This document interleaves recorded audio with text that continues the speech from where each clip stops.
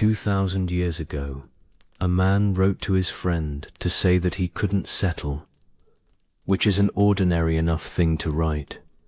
People have been writing it to each other for as long as there have been letters, except that this man was in charge of Rome at night. That was his position. While 1,000,000 people slept, the safety of the city was his. The dark streets, the fires that started in the small hours, everything that could go wrong between dusk and morning. If Rome got through the night, it was partly because of him, and he could not quiet his own mind. He wrote it all down in some detail and sent it to someone he trusted, and the answer he got back is one of the kindest things anybody has ever written about a restless mind. We have both halves, his letter and the reply. That's what tonight is. Not a lecture about how to sleep, just two friends, a long time ago, talking honestly about a mind that wouldn't stop, and one of them saying, very gently, that it is not the serious thing it feels like at 1 in the morning, so let yourself settle now. Find the position you'll sleep in. Let the covers come up over your shoulders. Let your jaw come loose. Let your hands lie where they've fallen, and let your eyes close whenever they'd like to. You won't need them again tonight. You're here, at Restful Minds, and nothing about your mind has to be sorted out before you're allowed to rest. Let's begin. His name was Serenus. He was a friend of Seneca's, and probably a relative, and he held a real position in Rome under the Emperor Nero.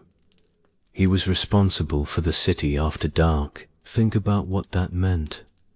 No lights except the ones people carried. Wooden buildings packed close together. One overturned lamp could take a whole street. 1,000,000 people asleep, and a few hundred men moving through the dark on their behalf. That was his post. That was what people knew him for. And there's something quietly moving in that pairing once you notice it. The man responsible for Rome's nights could not get through his own.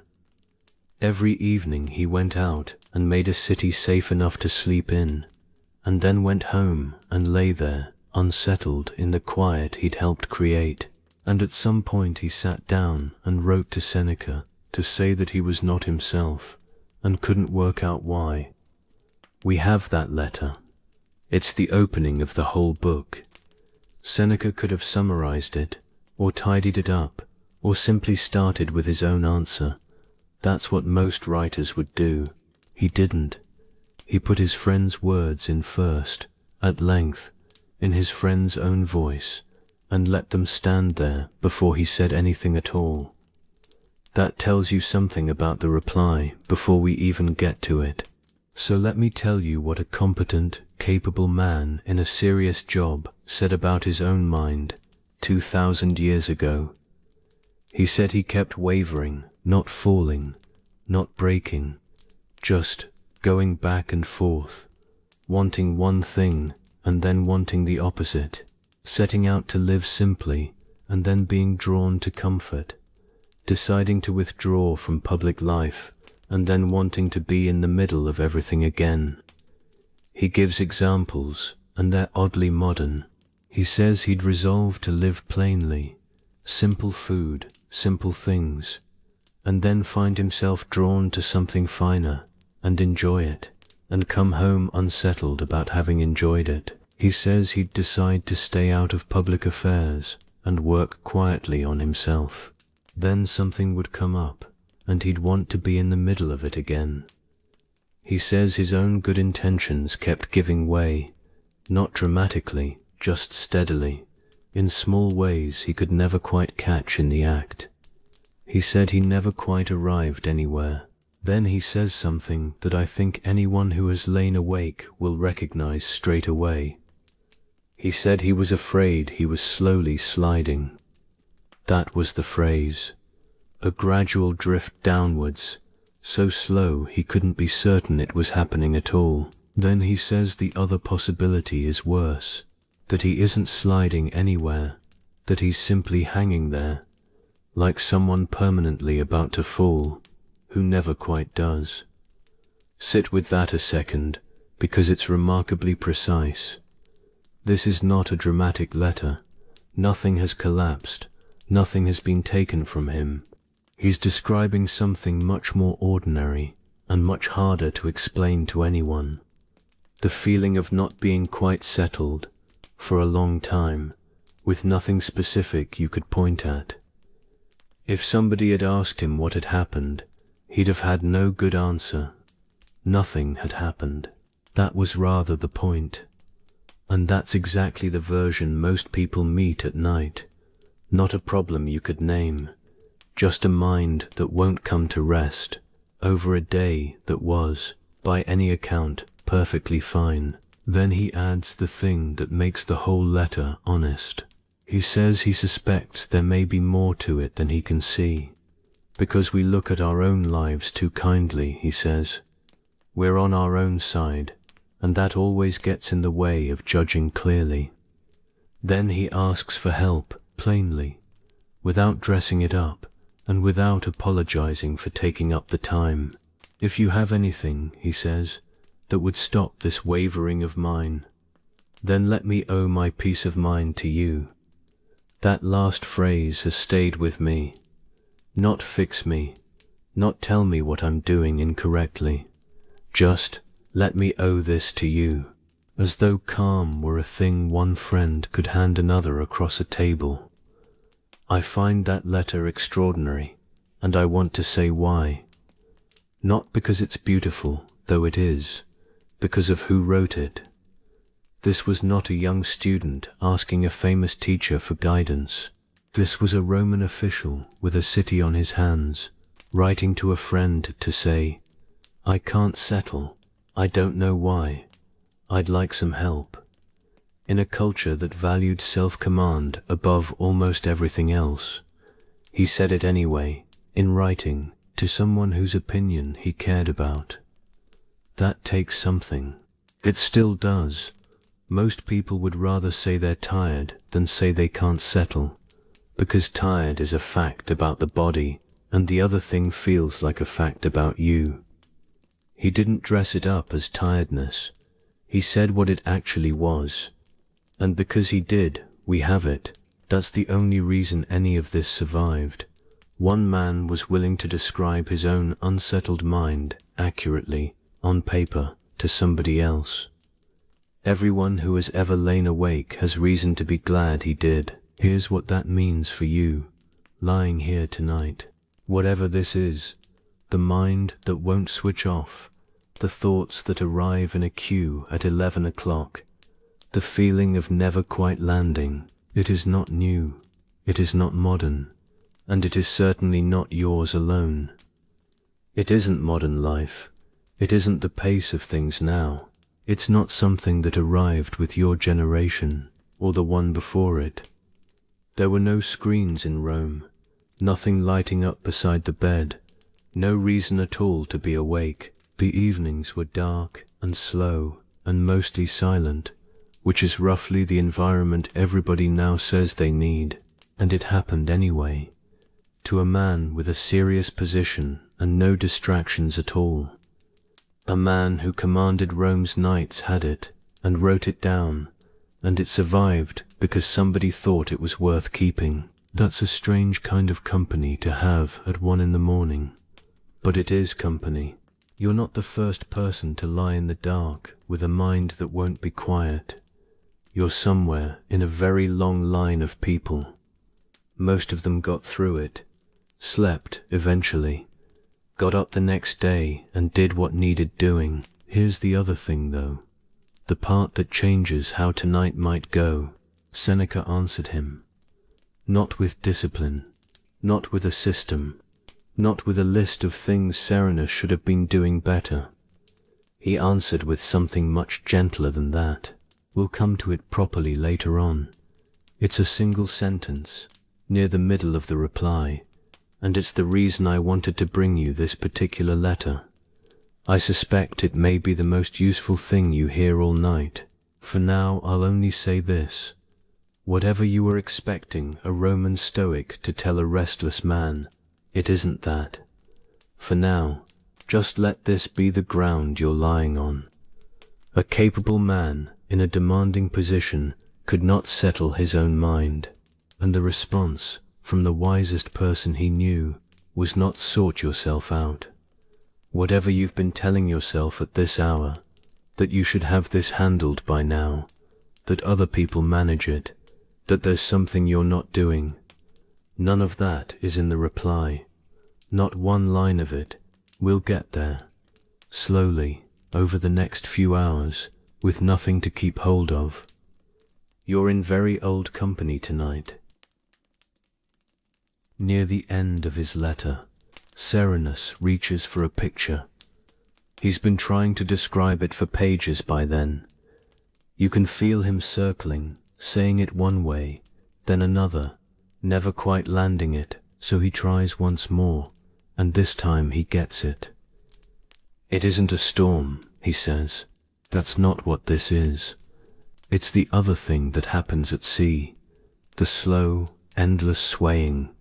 The deck that won't stay level under your feet. Nothing dramatic about it. Nothing you'd call an event at all. Just the ground quietly refusing to be ground. Then he adds the line that makes it perfect. He says he's struggling within sight of land.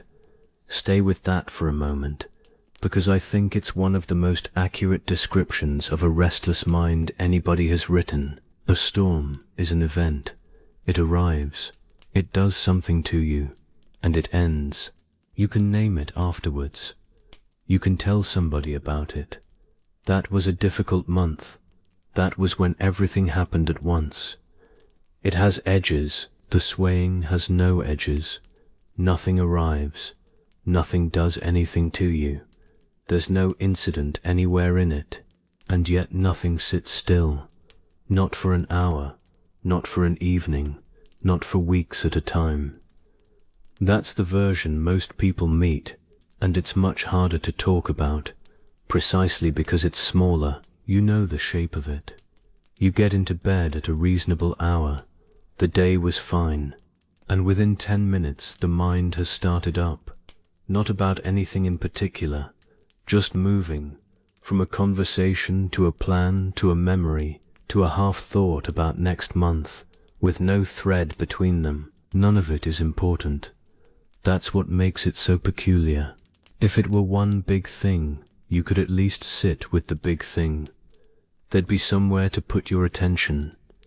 Instead, there are 40 small things, none of which deserve the attention they're getting. If you'd had a storm, people would understand. There'd be something to point at. You could say this is why, and everyone would nod, and you'd be allowed to be unsettled for a while. But there's no why in the swaying. Everything on the surface is exactly as it should be. That's the part that turns it in on itself, because then a second thing arrives, on top of the first. Not just, I can't settle, but, I can't settle, and I don't even have a reason, so what does that say about me? And the second thing is heavier than the first. That's worth saying clearly. The restlessness on its own is uncomfortable. The commentary about the restlessness is what keeps a person up until 3. Serenus felt that too. It's there in his letter. He keeps circling back to the idea that he ought to be doing better than this, and can't work out why he isn't, which is exactly what a person does at 1 in the morning, in a warm house, in a life that would look perfectly good written down. Now, within sight of land, that's the other half of it, and it's the sharper half. He can see the shore. That's the point of the image. Nothing is far away. He knows what a settled life looks like. He can describe it. He could probably explain it to somebody else better than they could explain it to him. He simply can't reach it from where he's standing. That's a very specific kind of tiredness, and it's heavier than not knowing.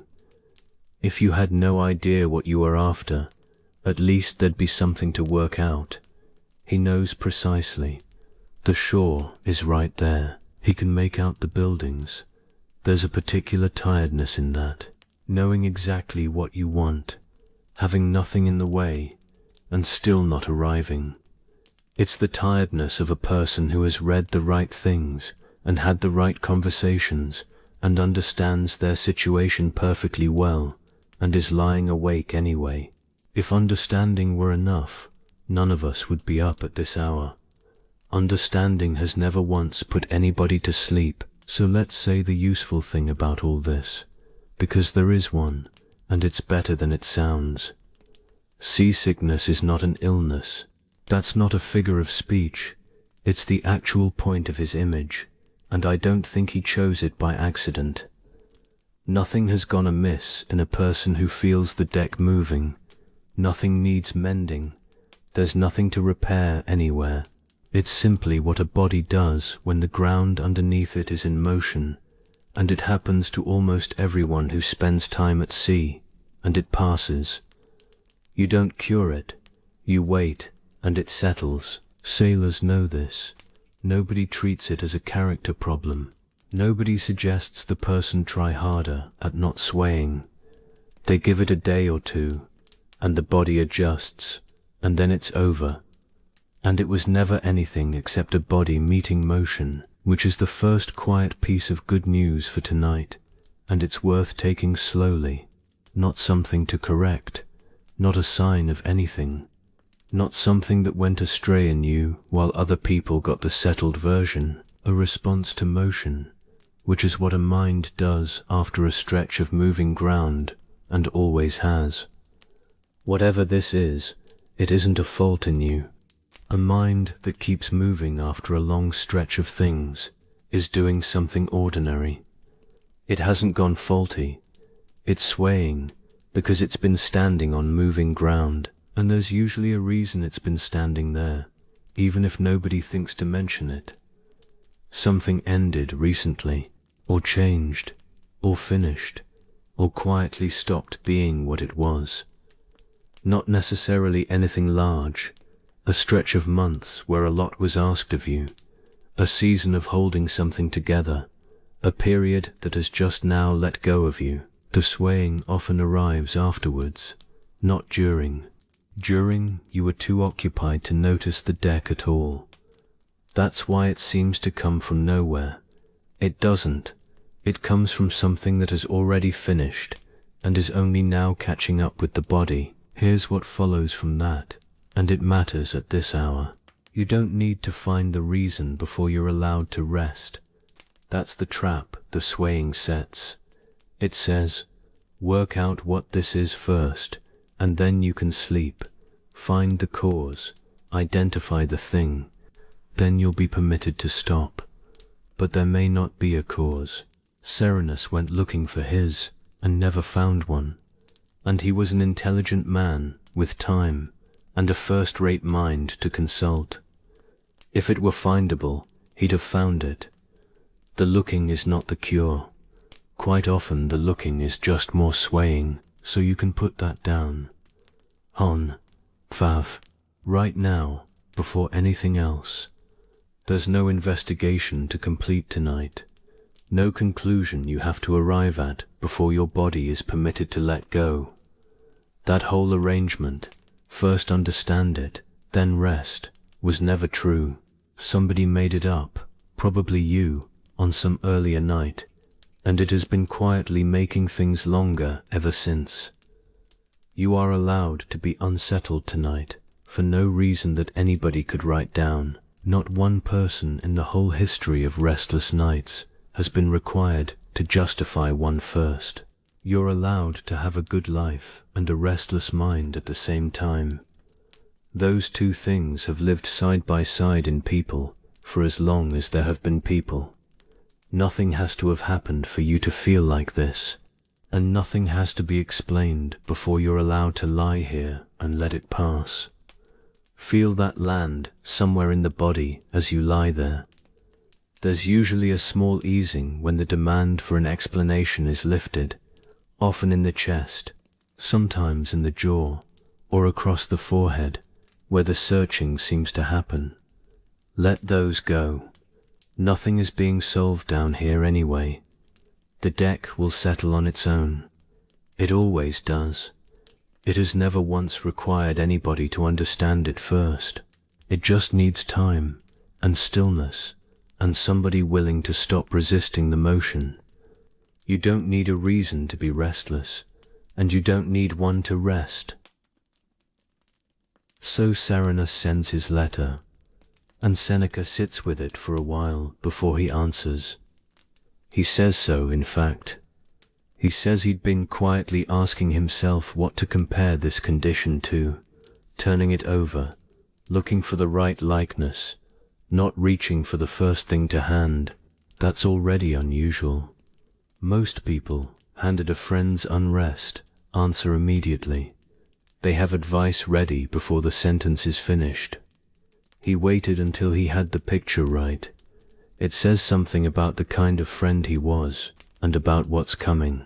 A person who takes that long over a comparison is not about to hand you a slogan. Notice also what he doesn't do first. He doesn't tell Serenus he's being self-indulgent. He doesn't list the things a stoic ought to be able to manage. He doesn't point out that other people have real difficulties. Every one of those would have been available to him, and none of them appear. He starts by finding an accurate description. That is his entire opening move, to say, correctly, what this is. When it comes, the picture is this. You're like someone who has come through a long stretch of being unwell, he says. It's over. They're better, and they can't quite believe it. They keep checking. Every ordinary sensation gets examined. Every small tiredness gets a second look. Nothing is simply nothing anymore. Everything is possibly the beginning of something. The checking wears a person out in a way the original difficulty never was, because at least that had an end in sight. Then Seneca says the line that the whole reply turns on. It isn't that their body isn't well. It's that they aren't used to being well. Sit with that, because I think it explains more nights than anything else I could tell you. Not unwell, unaccustomed. Those two feel identical from the inside. They are not remotely the same thing, and everything about tonight depends on which one you think you're dealing with. Here's what he means in plainer terms. If you spend long enough being ready for something, the readiness outlasts the thing. It has to be unlearned separately, on its own schedule. And nobody ever mentions that. So when the difficult stretch ends and you still don't feel settled, you assume it must mean something. It doesn't. The readiness simply hasn't been told yet. I'll give you a version that has nothing to do with any of that, because it's the same shape and much easier to see from the outside. When something is happening to somebody else, we're all rather good at this. It's only our own version that seems to need explaining. Imagine someone who lived for years beside a road, lorries all night. They learnt to sleep through it, mostly, but some part of them stayed half up, listening. Then they move. The new place is set back from everything. At night, you can hear the house cooling and nothing else. And for weeks, they wake at 4 in the morning anyway. Nothing wakes them. There is nothing left to wake them. The listening simply hasn't been told that the road is gone, and it goes on doing its old job faithfully, in a place where the job no longer exists. Would you say there was something the matter with that person? Of course not. You'd say, give it a few weeks, you'd be patient with them. You might even find it slightly endearing. The body's still doing its old job in a place that no longer needs it. Nobody would suggest they were doing rest incorrectly. That's you, tonight, quite possibly. And it's a much kinder description than the one you've probably been using. Because think about what your last few years actually asked of you. Whatever it was, a demanding stretch at work, a time when somebody needed you more than usual, a period where you had to be the steady one because there wasn't anybody else available for the job, months of holding several things together at once and getting quite good at it, and never once being asked whether it was costing you anything. You got through it. That's the part nobody congratulates you for, because getting through is invisible. But you did it by staying slightly up, attentive to whatever might need handling, half listening for the next thing. That habit is still running. It doesn't know the road is closed. Serenus, of all people, had it worse than most. Think about what his position actually trained him to do. Every night, for years, his job was precisely this: go out into the dark and look for what might be starting. A light where there shouldn't be one. A sound down a street that ought to be quiet. Something not quite as it should be in a city built mostly of wood. He was paid to scan. He was good at it. Rome slept because he was good at it. Then he'd go home and lie down, and the scanning would carry on, because you cannot train a mind for years to search the dark and then expect it to switch off at the door. His unrest wasn't a contradiction of his competence. It was made of the same material. That's worth knowing, if the thing keeping you up is a version of something you're rather good at. So it keeps you company at 11 o'clock, going over the day, looking through tomorrow, running a quiet inventory of everyone you're responsible for. Not because there's anything to find. It rarely finds anything. But looking is what it learned to do during the years when looking was genuinely useful, and nobody has come round since to tell it that it can stand down. That's not a fault. That's a leftover. There's a real difference between the two, and it's worth holding on to. A fault is something in you. A leftover is something that happened to you and hasn't finished leaving. Seneca gives Serenus one more image, and it's the gentlest thing in the letter. Even a calm sea, he says, still has a ripple on it, especially just after a storm has passed. It's such a small observation, and it takes the whole weight of the thing off a person's shoulders.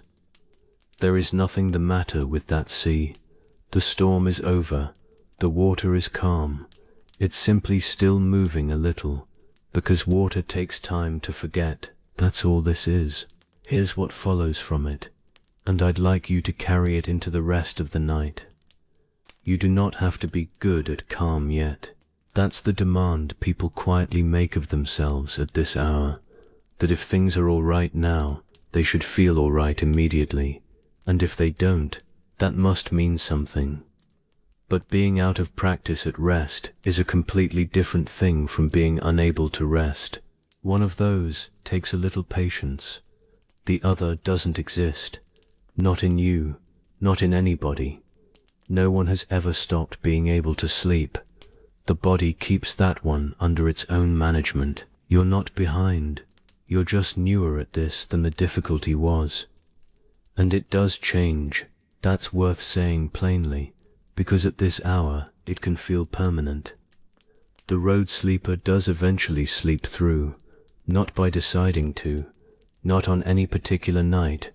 It simply gets a little less each week, and then one morning they realize they can't remember the last time they woke at 4.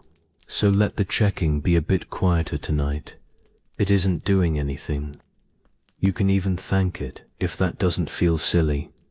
It got you through the years when somebody needed to be paying attention. It stayed up so that nothing would arrive unnoticed. It's just late now, and there's nothing left on the road. Let yourself be somebody who is currently unpracticed at being at ease, which is an entirely reasonable thing to be after whatever you've been through, and which changes on its own, given a little time and a great many warm, quiet nights like this one. You don't have to do the changing. You only have to keep lying down. Nothing needs mending. You're only new to being well. A little further into the reply, Seneca describes a particular kind of person. You can tell he's watched one closely. The detail is too specific to be invented. Here is the man. He isn't content where he is. Nothing is the matter, he simply isn't settled. So he moves his couch to another part of the room, because the light is better over there, or the air, or something he couldn't quite name. It does help, by the way. That's the part people forget. For a day or two, it genuinely helps. The light really is better over there. He notices it in the mornings. He mentions it to someone. Then it stops being noticeable, the way everything does. Then it doesn't. So he changes rooms. Then the house itself starts to seem like the problem. Too dark, too close to the street. Not the house a person like him should be living in.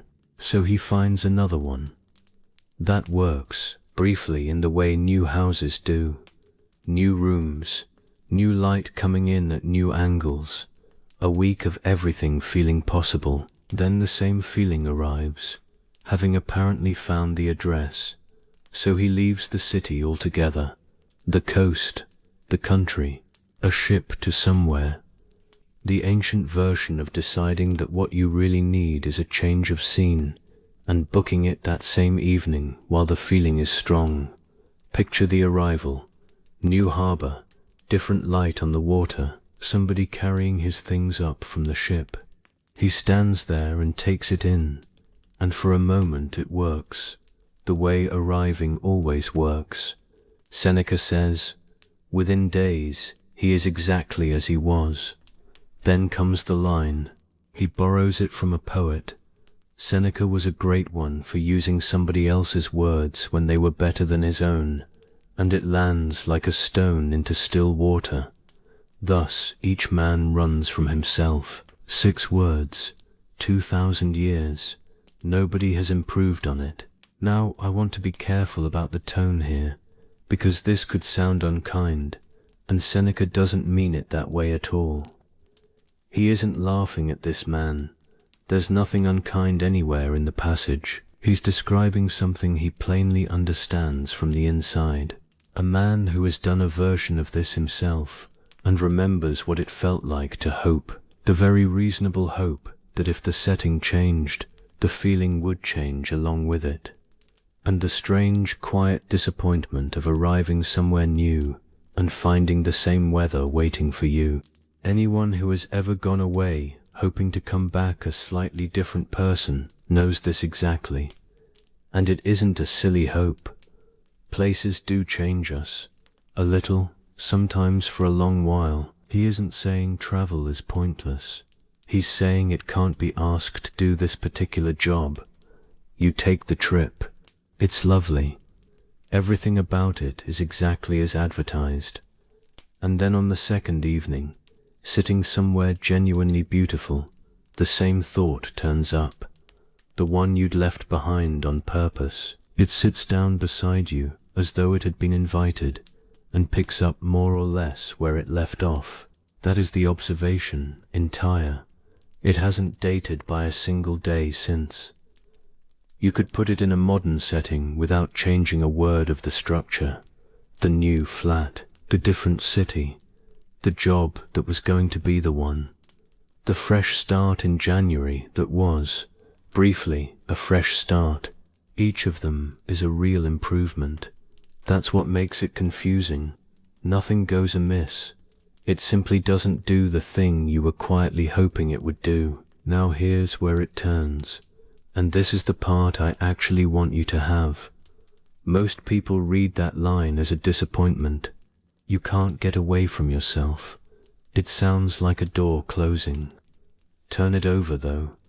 If it comes with you everywhere, then it is here, right now, in this room, with you, and so is everything else that came along with you, including the part that settles. That's the piece people never think to count. If the restlessness travels, so does the capacity for rest. They're in the same luggage. It doesn't live at the coast. It isn't waiting in a nicer house, or in the version of your life where everything got sorted out. It came upstairs with you tonight, and it's lying here now, which means there is nowhere you have to get to tonight. Not a state, not a frame of mind.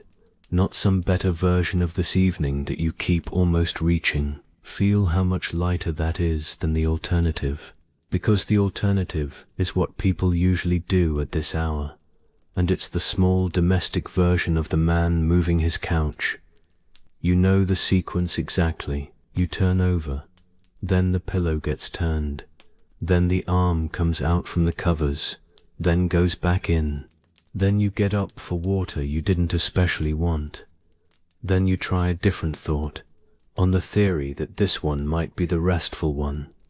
Little migrations, all night, sometimes, and notice what's underneath each one. Not comfort exactly, a hope. Each small adjustment carries a quiet proposal. Maybe this is the arrangement that lets me go. It's the couch being moved across the room. Same man, same hope, in a much smaller space and a later century. Each of them helps for about 90 seconds, which is exactly as long as the new room helped. So here's tonight's version of what Seneca was saying. You're already in the right place, not because this position is perfect, because there isn't a better one, and the search for it is the thing keeping you up. The next position won't be more settled than this one. The other side of the bed is the same bed. The other thought is the same mind, thinking it. The cooler part of the pillow is 4 degrees different and nothing else. None of them are the thing. There isn't a thing. So stop moving gently, not by holding still. There's nothing to be gained from lying stiffly. Just notice the next small migration as it starts, and let it not happen. The hand that was going to move, the turn you were about to make, let them be considered and declined. Let this be where you are. Let this position be the one you sleep in, not because you've chosen it carefully, but because it's the one you happen to be in, and that turns out to be enough. Let the arm stay where it is, and the pillow be as it is, and the thought be whatever it happens to be. Nothing over there is better than here. That sentence is worth having on a night like this. It closes about 40 small doors at once, and every one of them was leading back into the same room. He couldn't get away from it, and neither can anybody. But that door swings both ways, and hardly anyone notices the other side of it. If there's nowhere else to get to, there's also nothing left to reach for. The search is over, not because you found it, but because there was never anywhere to look. You can't leave yourself behind, which means you never have to go anywhere. Now the sentence I promised you. It comes near the middle of the reply, after Seneca has finished describing the condition and before he offers anything practical. It's short. He doesn't announce it or set it apart. If you were reading quickly, you'd go straight past it, which I think a great many people have. Before I give it to you, sit for a second with what you'd expect it to say. It's worth doing. The gap between the two is the whole point. A Roman Stoic, 1st century, advising a man who says he can't settle. You'd expect severity, wouldn't you? Pull yourself together, apply the training, remember what you know. The Stoics have that reputation. Stern men with straight backs, telling people to want less and complain never. That's what the reply should be. Here's what it actually is. He says, what you need is not any of those harder measures. Not to set yourself at odds with yourself, not to be impatient with yourself, not to stand over yourself and drive yourself on, not any of that. He lists them one after another and takes each one off the table. What you need, he says, is the thing that comes last, to trust yourself and to believe you're on the right road. That's it. That's the answer, from the most famous Stoic in Rome to a capable man who couldn't quiet his own mind. Stop being hard on yourself. You're doing fine. Keep going. Read that again as though a friend had said it, because that's what it is, not a doctrine, not a technique, but a speed. One man, writing to another man he was fond of, saying the thing that needed saying. I've read a great many pieces of advice about restlessness. That one is still the best. It's 2,000 years old, and it comes from exactly the person you'd least expect to say it. And notice that Seneca had every other option available. He could have prescribed a regimen. He could have quoted the school. He could have reminded Serenus how much worse other people had it, an argument that was very much in fashion. He looked at his friend's letter, and what he saw was a man already being firm enough with himself. Adding more would only have added more. Let's take the three things he rules out, because each of them is something you have almost certainly done in a bed. The first, setting yourself at odds with yourself. He puts it plainly, the business of opposing yourself, as though you were two parties in a disagreement. That's the argument. Two parts of you, one wanting to rest and one refusing, and a whole night spent between them like a room with two people in it who won't speak.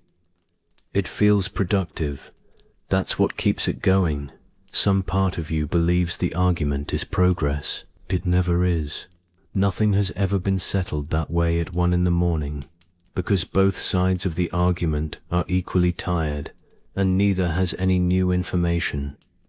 The second, impatience with yourself. This is the why can't I just one? Why can't I just switch off? Humstein. Why can't I just be one of those people who puts their head down and goes? Notice what that does. The restlessness was uncomfortable enough on its own. Now there's a second thing sitting on top of it. And the second thing isn't about the night at all. It's about you. That's a much heavier item to carry into the small hours. A restless night ends at dawn. A conclusion about yourself doesn't. The third, standing over yourself and driving yourself on. Go to sleep. Now. You have to be up in 6 hours. Say that out loud sometime and hear what it actually is. An instruction to relax, delivered in the tone of a command by someone standing over you. Nobody has ever complied with it, not once, in the entire history of people lying in the dark. And then the arithmetic starts, which has its own particular flavor. 5.5 hours if I go now. 5 if it takes a while. As though sleep were a train that could still be caught by hurrying. And here is why all three come to nothing, mechanically. I think this is the useful part. Every one of them is exertion. Every one is a form of pushing, quietly, inwardly, but pushing all the same. And rest is the one thing in a human life that cannot be produced by pushing. It's not that you're pushing incorrectly. It's that the whole category is unavailable here. You cannot push your way into softness. The pushing is the opposite of the thing. So all three make the night longer. Not because you lack the knack, because they were never going to work, however well you did them. Seneca saw that in the 1st century without a single thing we know now. He had no science of sleep, no understanding of what happens in a body when it settles, nothing but attention, and a friend who had told him the truth, and enough sense not to hand him more of the very thing he was already doing too much of, which raises the obvious question, if not those, then what? And what he puts in their place is so simple, it sounds like nothing at all. Trust yourself. You're on the right road. It sounds too easy. It isn't easy at all. It's just quiet, and it works for the same mechanical reason the other three didn't. Trust is the only one that isn't a form of pushing. It's the single move on the list that means putting something down rather than taking something up. Sit with that for a moment, because it might be the most useful sentence you hear tonight. You are on the right road. Not you will be once something is put right. Not you would be if you managed this differently. You are, tonight, as you are, with the mind you've got. Nothing about you needs correcting before you're allowed to sleep. There's no adjustment to make. You are not doing the night incorrectly. You're a person in a bed, at the end of a day, with a mind that's still moving a little. That isn't a departure from the path. That's what the path looks like on an ordinary Tuesday for most people, most of the time. The settled version you keep comparing yourself to, the one who lies down and simply goes, isn't a higher stage of development. It's mostly just a different night. So let's take the sternness off, in the body where it actually lives, because it isn't only a way of thinking. It has a posture. You can find it. The jaw, first. That's where the come-on is usually kept. Let it come apart. Then the space between the eyebrows, where the self-correcting happens. Let it go smooth and wide. Then the shoulders, which come up whenever a person is being firm with themselves. Let them come down and stay down. And then whatever you've been silently telling yourself since you got into bed, let that sentence go unfinished. You know the one. It usually starts with I should, or I always, or why do I. It doesn't need finishing. It's been finished 100 times before, and it has never once helped anybody sleep. You don't have to be firmer with yourself tonight. You don't have to be better at this than you were last week. You don't have to arrive anywhere by any particular hour. Nothing is being assessed. There's no version of you standing at the end of the night with a clipboard. A tired person lying in the dark, being kind to themselves, is doing precisely what the wisest man in Rome told his friend to do. That's the whole instruction. It was the whole instruction then, and nobody has found a better one since. Nobody has ever been scolded into sleeping. Be on your own side tonight. After the kindness, Seneca gets practical. That's the shape of the whole letter, and it's worth noticing. He settles his friend first. Only then does he look at the life. The first thing he looks at is how much Serenus has taken on. His advice is very simple and slightly awkward to hear. Measure yourself, he says. Then measure what you've agreed to do, and be honest about whether the second thing fits inside the first. He knows it usually doesn't. He's watched people in Rome doing exactly what people do now, accepting one more thing because it seemed small at the time, and then living inside the total. Because most people, he says, take on more than they can hold.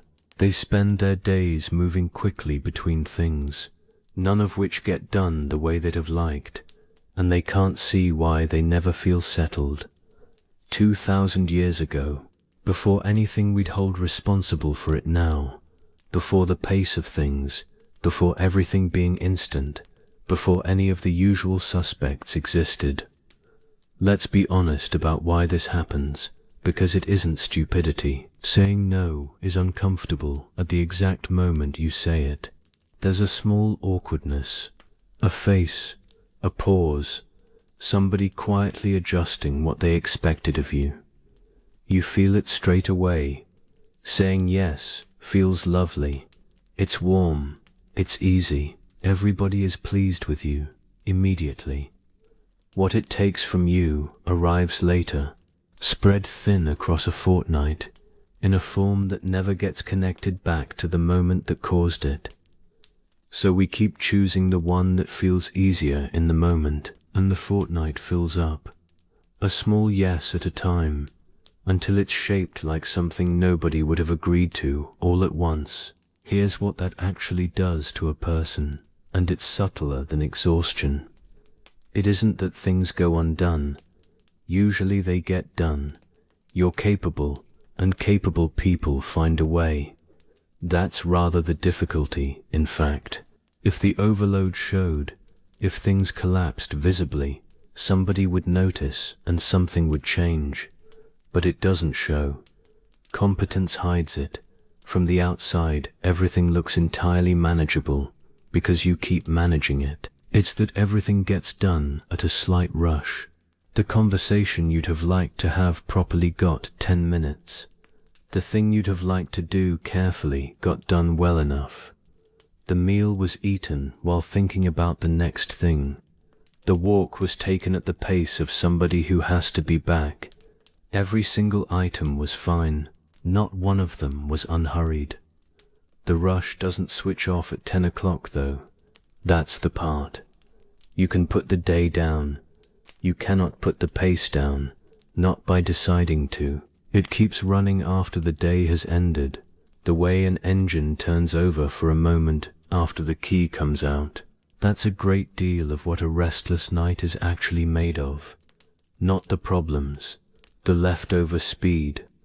So let's bring this to where you are, carefully. Because there is a version of this that would be no use to you at all right now. The useless version is the one that arrives at midnight and starts planning. Right, from tomorrow I'll take on less. I'll say no more often. I'll clear some space. That's just the day starting again in the dark, wearing a helpful expression, and it feels virtuous, which is what makes it so effective at keeping people up. You're not lying awake worrying, you're planning, improving things, getting on top of it. At 1 in the morning, in a bed, with nobody to tell and nothing to write it on. You can't reduce anything tonight. Nothing on that list can be cancelled from a bed, which leaves exactly one thing available, and it happens to be the right one. You can stop carrying it until morning. Notice that those are two entirely different things. Reducing what you've taken on is tomorrow's business. It's real, it's worth doing, and it is completely unavailable to you at this hour. Setting it down for 8 hours is available immediately, requires nothing from anybody, and doesn't need a single decision made. The list doesn't shrink overnight.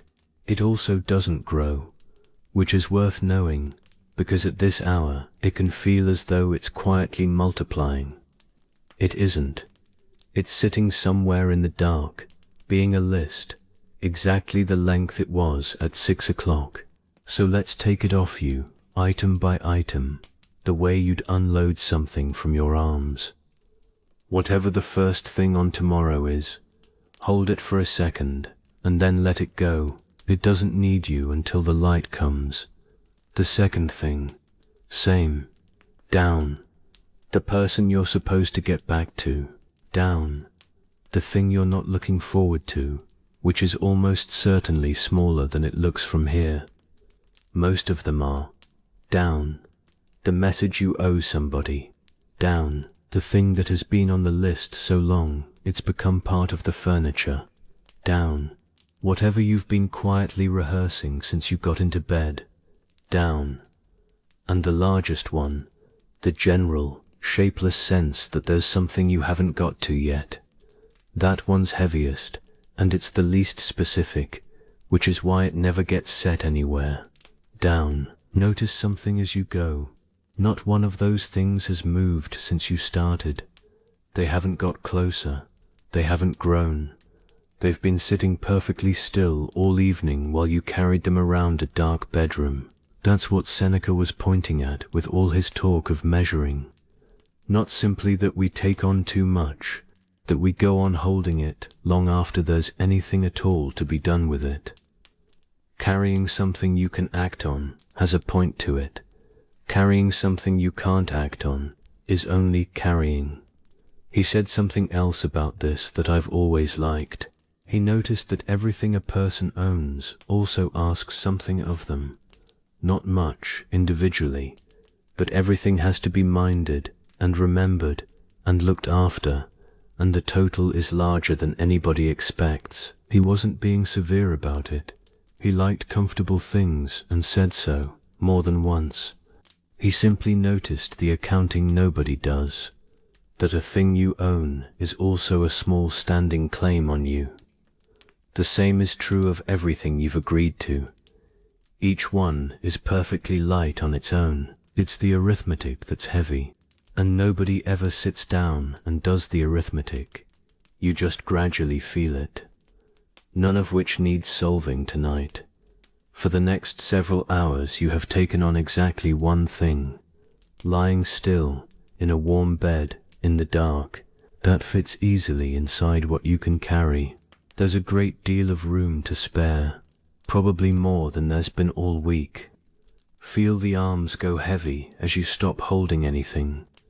They've been slightly up all evening. In that way arms are when a person is still midday. Feel the shoulders come down. That's where the total is usually kept. Not any single item, just the sum of them, sitting across the top of the back. Let it go. It'll be redistributed in the morning, in daylight, over a much longer stretch of hours. Tomorrow will be an ordinary day, with slightly too much in it, like most days. You'll get through it the way you always have, imperfectly, at a bit of a rush, and successfully. That's how everybody does it. No day has ever fitted properly for anybody, and you'll do it better having slept, which is the only genuinely useful thing available to you between now and then. Nothing is being carried tonight. That much at least fits. Early in the reply, Seneca stops to give somebody else the credit.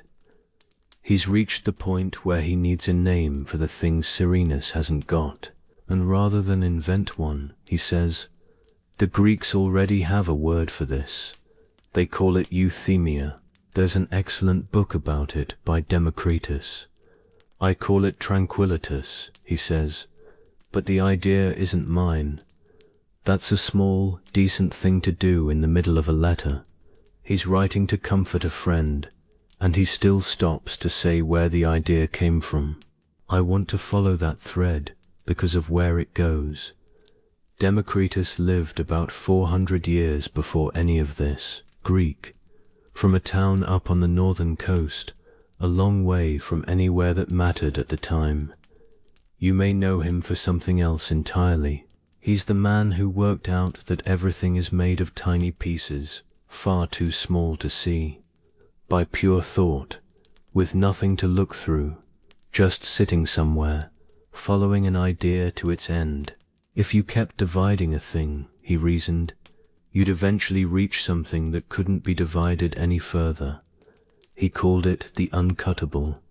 In Greek, atomos. He was right. It took the better part of 2,500 years for anybody to prove it, and by then nobody could tell him. They also called him something else, and I find this the loveliest detail about him. They called him the laughing one. Not because he was frivolous.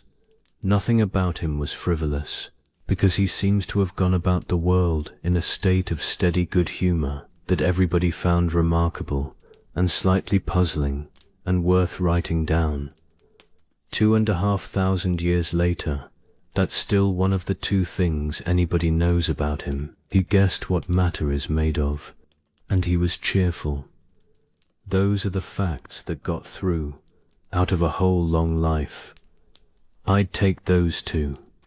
And that man, the one who guessed the shape of matter and laughed his way through a long life, sat down at some point and wrote a book about being cheerful, 400 years before Seneca was born, Euthemias, on cheerfulness, though that translation has always seemed a little thin to me. The word means something closer to the soul being in good order. As far as anyone knows, it was the first book of its kind ever written.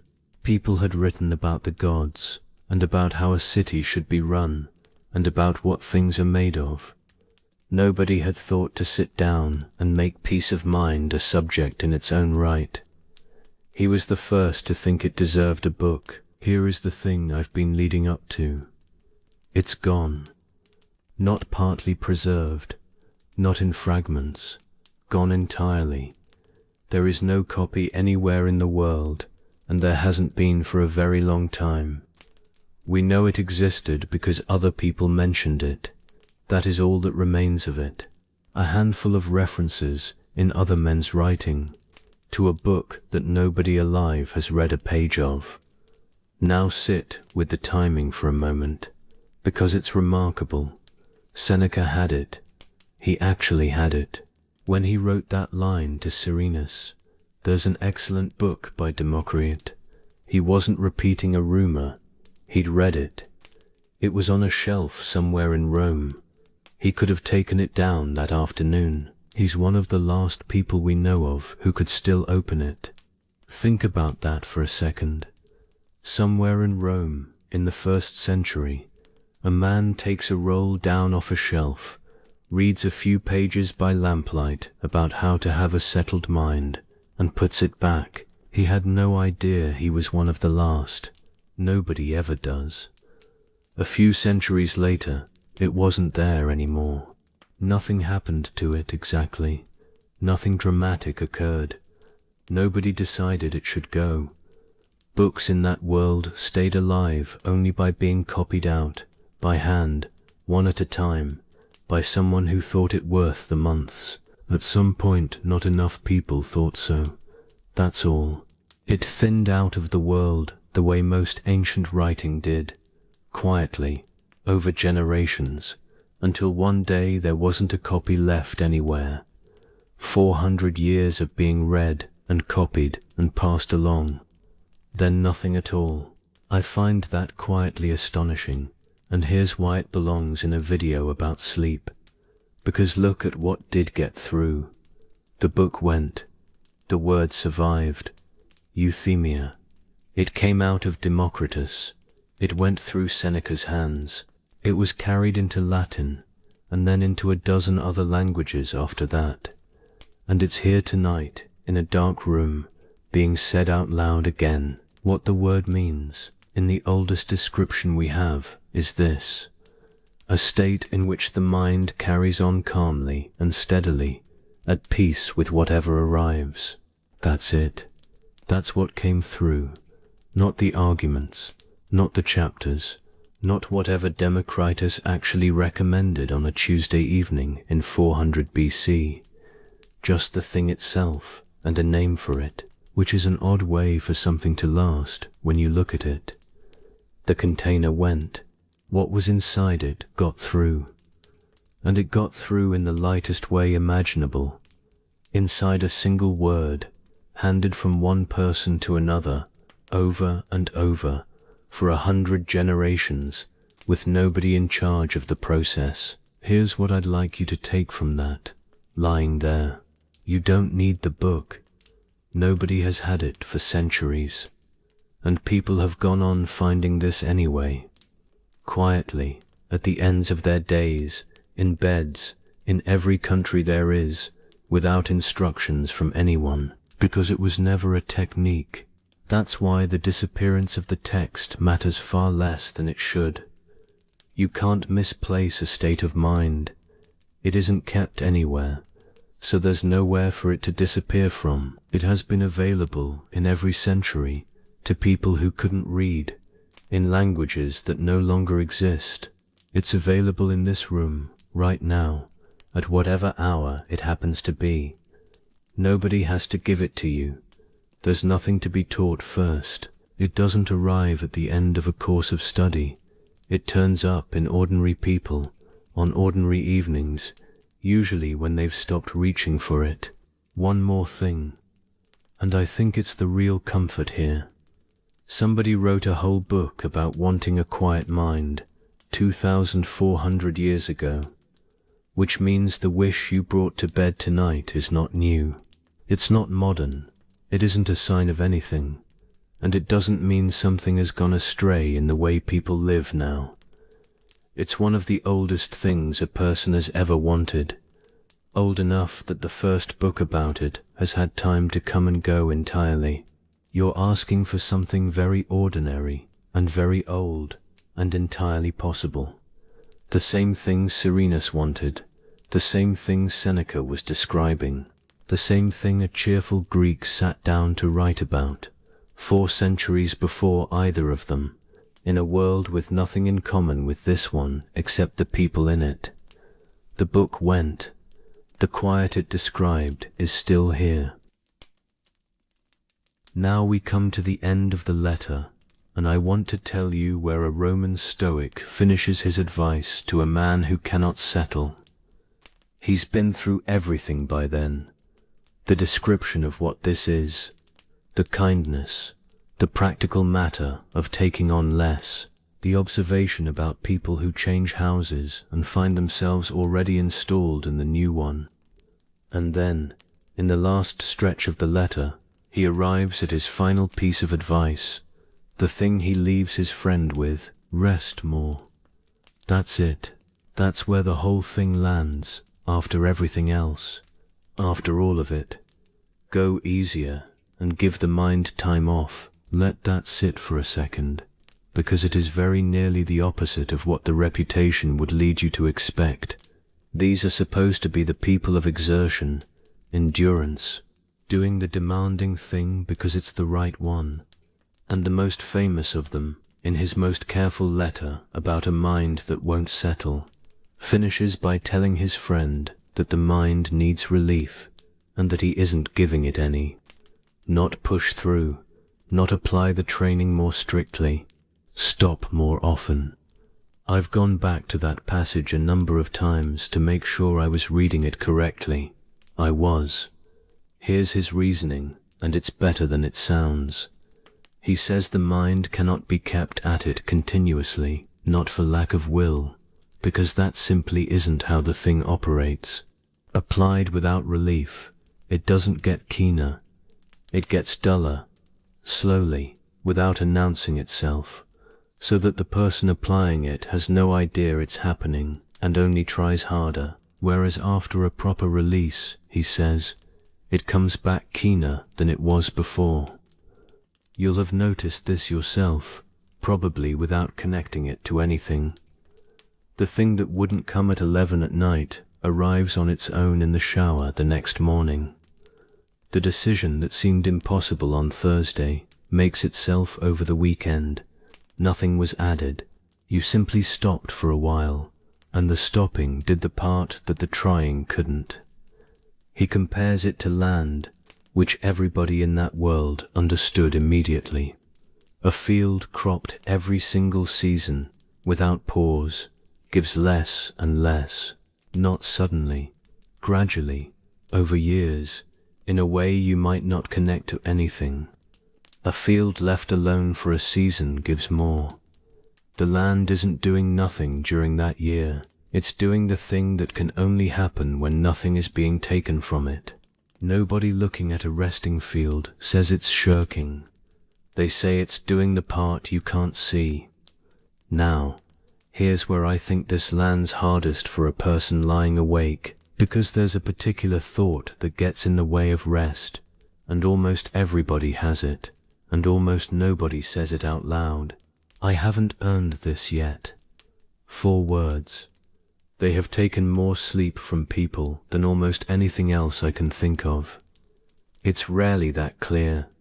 It comes as a mood rather than a sentence, a faint sense that stopping isn't quite permitted yet, that there's something you'd have to have finished first, that other people rest afterwards, and you never seem to arrive at the afterwards. It has a particular flavor in bed.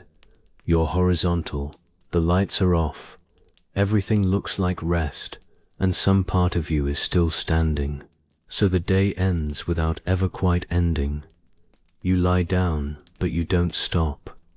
The stopping needs permission, and the permission has to come from somebody who never signs it, and it isn't laziness that puts that thought there. It's usually the opposite. It tends to live in people who were praised for being capable early on, and quietly worked out that being useful was a good way to be. That isn't a fault in a person. It's a strategy that worked, and then kept running long after it was needed. Seneca goes straight underneath all of it. He doesn't say you've earned it. He doesn't do the arithmetic at all. He says the mind requires it. Full stop. In the way a field requires a fallow season and a body requires food, not as a reward for good behavior, but as a condition of continuing to function, which changes the shape of the whole thing once you let it in. Because those two put rest in completely different places. One makes it something you're given afterwards. The other makes it part of how the day is built. If rest is a reward, then it can be withheld, and it can be postponed, and there's always a good reason for one more hour. If rest is a requirement, there's nothing to discuss. You don't earn a requirement. You meet it, the way you meet any other, without a case having to be made, and without anybody's approval. Nobody lies awake wondering whether they've done enough today to be permitted to breathe. He thought the second one, 2,000 years ago, in the most demanding philosophical school of the ancient world, which means the question you put to yourself at 11 o'clock, whether you've done enough to be allowed to stop, was answered long before you thought to raise it, not by being generous, by being accurate about what a mind is. So let's take the earning out of tonight entirely. It has no business being in a bedroom. You are not resting because the day went well, not because everything got finished, not because you were sufficiently useful, not because somebody, somewhere, would sign it off. None of that has ever been the qualification. You're resting because you're a person, at the end of a day, and this is the part where people stop. It comes round every night, whether the day was good or not. It came round for Serenus. It came round for Seneca. It has come round for everybody who has ever lived, on their easiest days and their heaviest ones alike, without distinction. It's built in. Nothing has to have been achieved for you to be allowed to lie here, not one thing. Not today, not this week, not ever. And notice how much of the night's holding is actually kept in that one idea.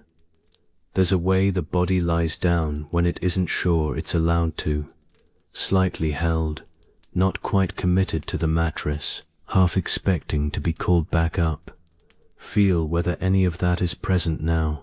It's usually in the back, or along the tops of the shoulders, or in a stomach that hasn't quite let out. Have a look, gently. Nothing to conclude either way. If it is, let it go. Nobody is coming to check whether you'd finished. Nobody ever was. That part was always yours, well-intentioned and quietly heavy. Nothing is being marked at the end of the night. You can lie down as somebody who is simply entitled to be here, because you are. You always were. Every single night of your life has been like this, whether or not anybody mentioned it. Seneca noticed something else, right at the end, which I'll leave you with. He says sleep, in particular, restores, not merely pauses things, restores, puts back what the day took out in the quiet, while nobody is attending to it. He had no idea how. Nobody did. For 2,000 years after him, he simply noticed what happened to tired people who slept and drew the obvious conclusion. Something goes back in overnight. You can see it in a face at breakfast. So this, right now, lying here in the warm, is not the empty part of your day. It isn't the gap between the useful things. It isn't what's left over once the day has taken what it wanted. It's the part where you're put back together, every night, quietly, by something that has been doing this for you since before you can remember, and has never once asked whether you'd earned it. Rest was never the reward. It was always part of the work. Before we go down into the quiet part of the night, I want to step back and look at what this thing actually is, not what it says. What it is. Two men. One of them wrote something down and sent it. The other read it and wrote back. No school, no system, no audience, a letter, and a reply to the letter. That's the whole object, Everything we've talked about tonight comes out of one exchange between two people who knew each other. I keep returning to the first half of it because I think it's the more difficult half. Somebody had to write that letter. Think about the moment. Serenus is sitting somewhere with a blank sheet in front of him, and he has to decide whether to say it, and writing it takes longer than saying it. That's the part I keep thinking about. Speech can get away from you. You're halfway through before you've decided. Writing gives you every chance to stop. He'd have had to form the sentence, look at it, and let it stand, because he could have not said it. That was entirely available. He could have written about something else, the state of the city, a book he'd read, the weather on the coast, and mentioned nothing at all, and nobody would have known. That's what most people do. In every century, you have the unsettled evening. The next morning somebody asks, and you say fine, thanks, and the day carries on over the top of it. He said it instead. And notice, he doesn't apologize for it anywhere in the letter. He doesn't excuse it, or say he knows how it must sound, or add any of the small apologies people wrap around a true sentence to make it easier to send. He simply describes it, the way you'd describe weather. He wasn't writing to a stranger who'd forget him either. He was writing to Seneca, the most respected mind in Rome, a man whose opinion of him actually counted for something. He was prepared to be thought less capable than he was, which, in that world, was not a small thing. Roman public life ran on the appearance of steadiness.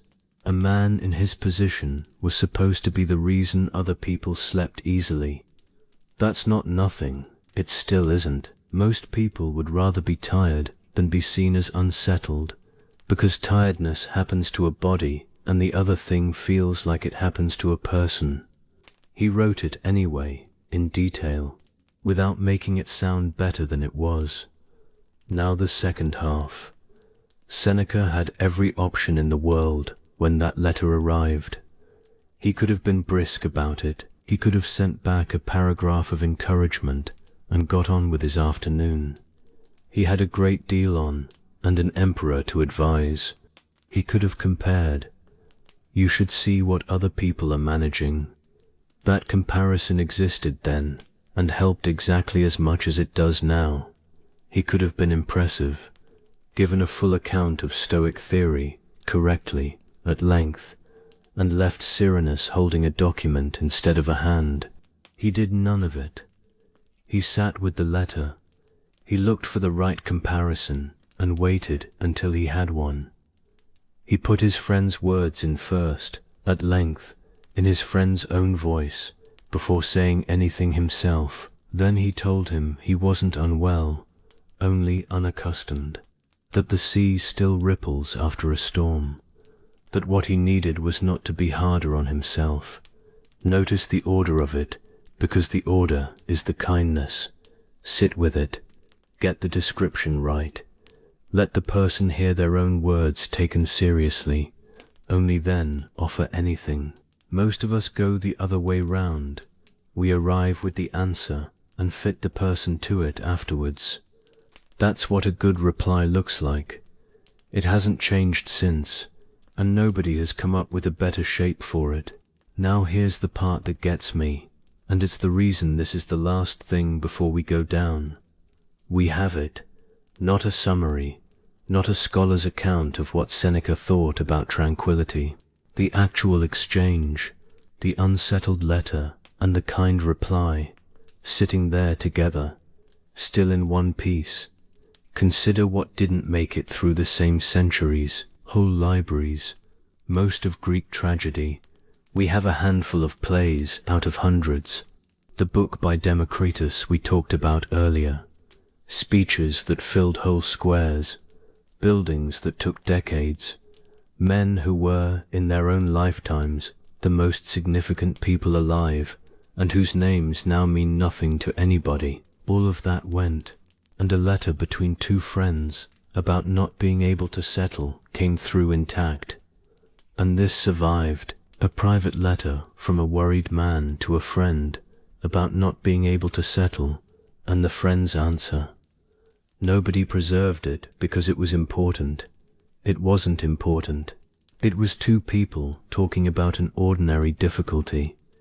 It survived because somebody, and then somebody else, and then 100 somebodies after them, read it and thought, "This is true, and other people will need it." They were right.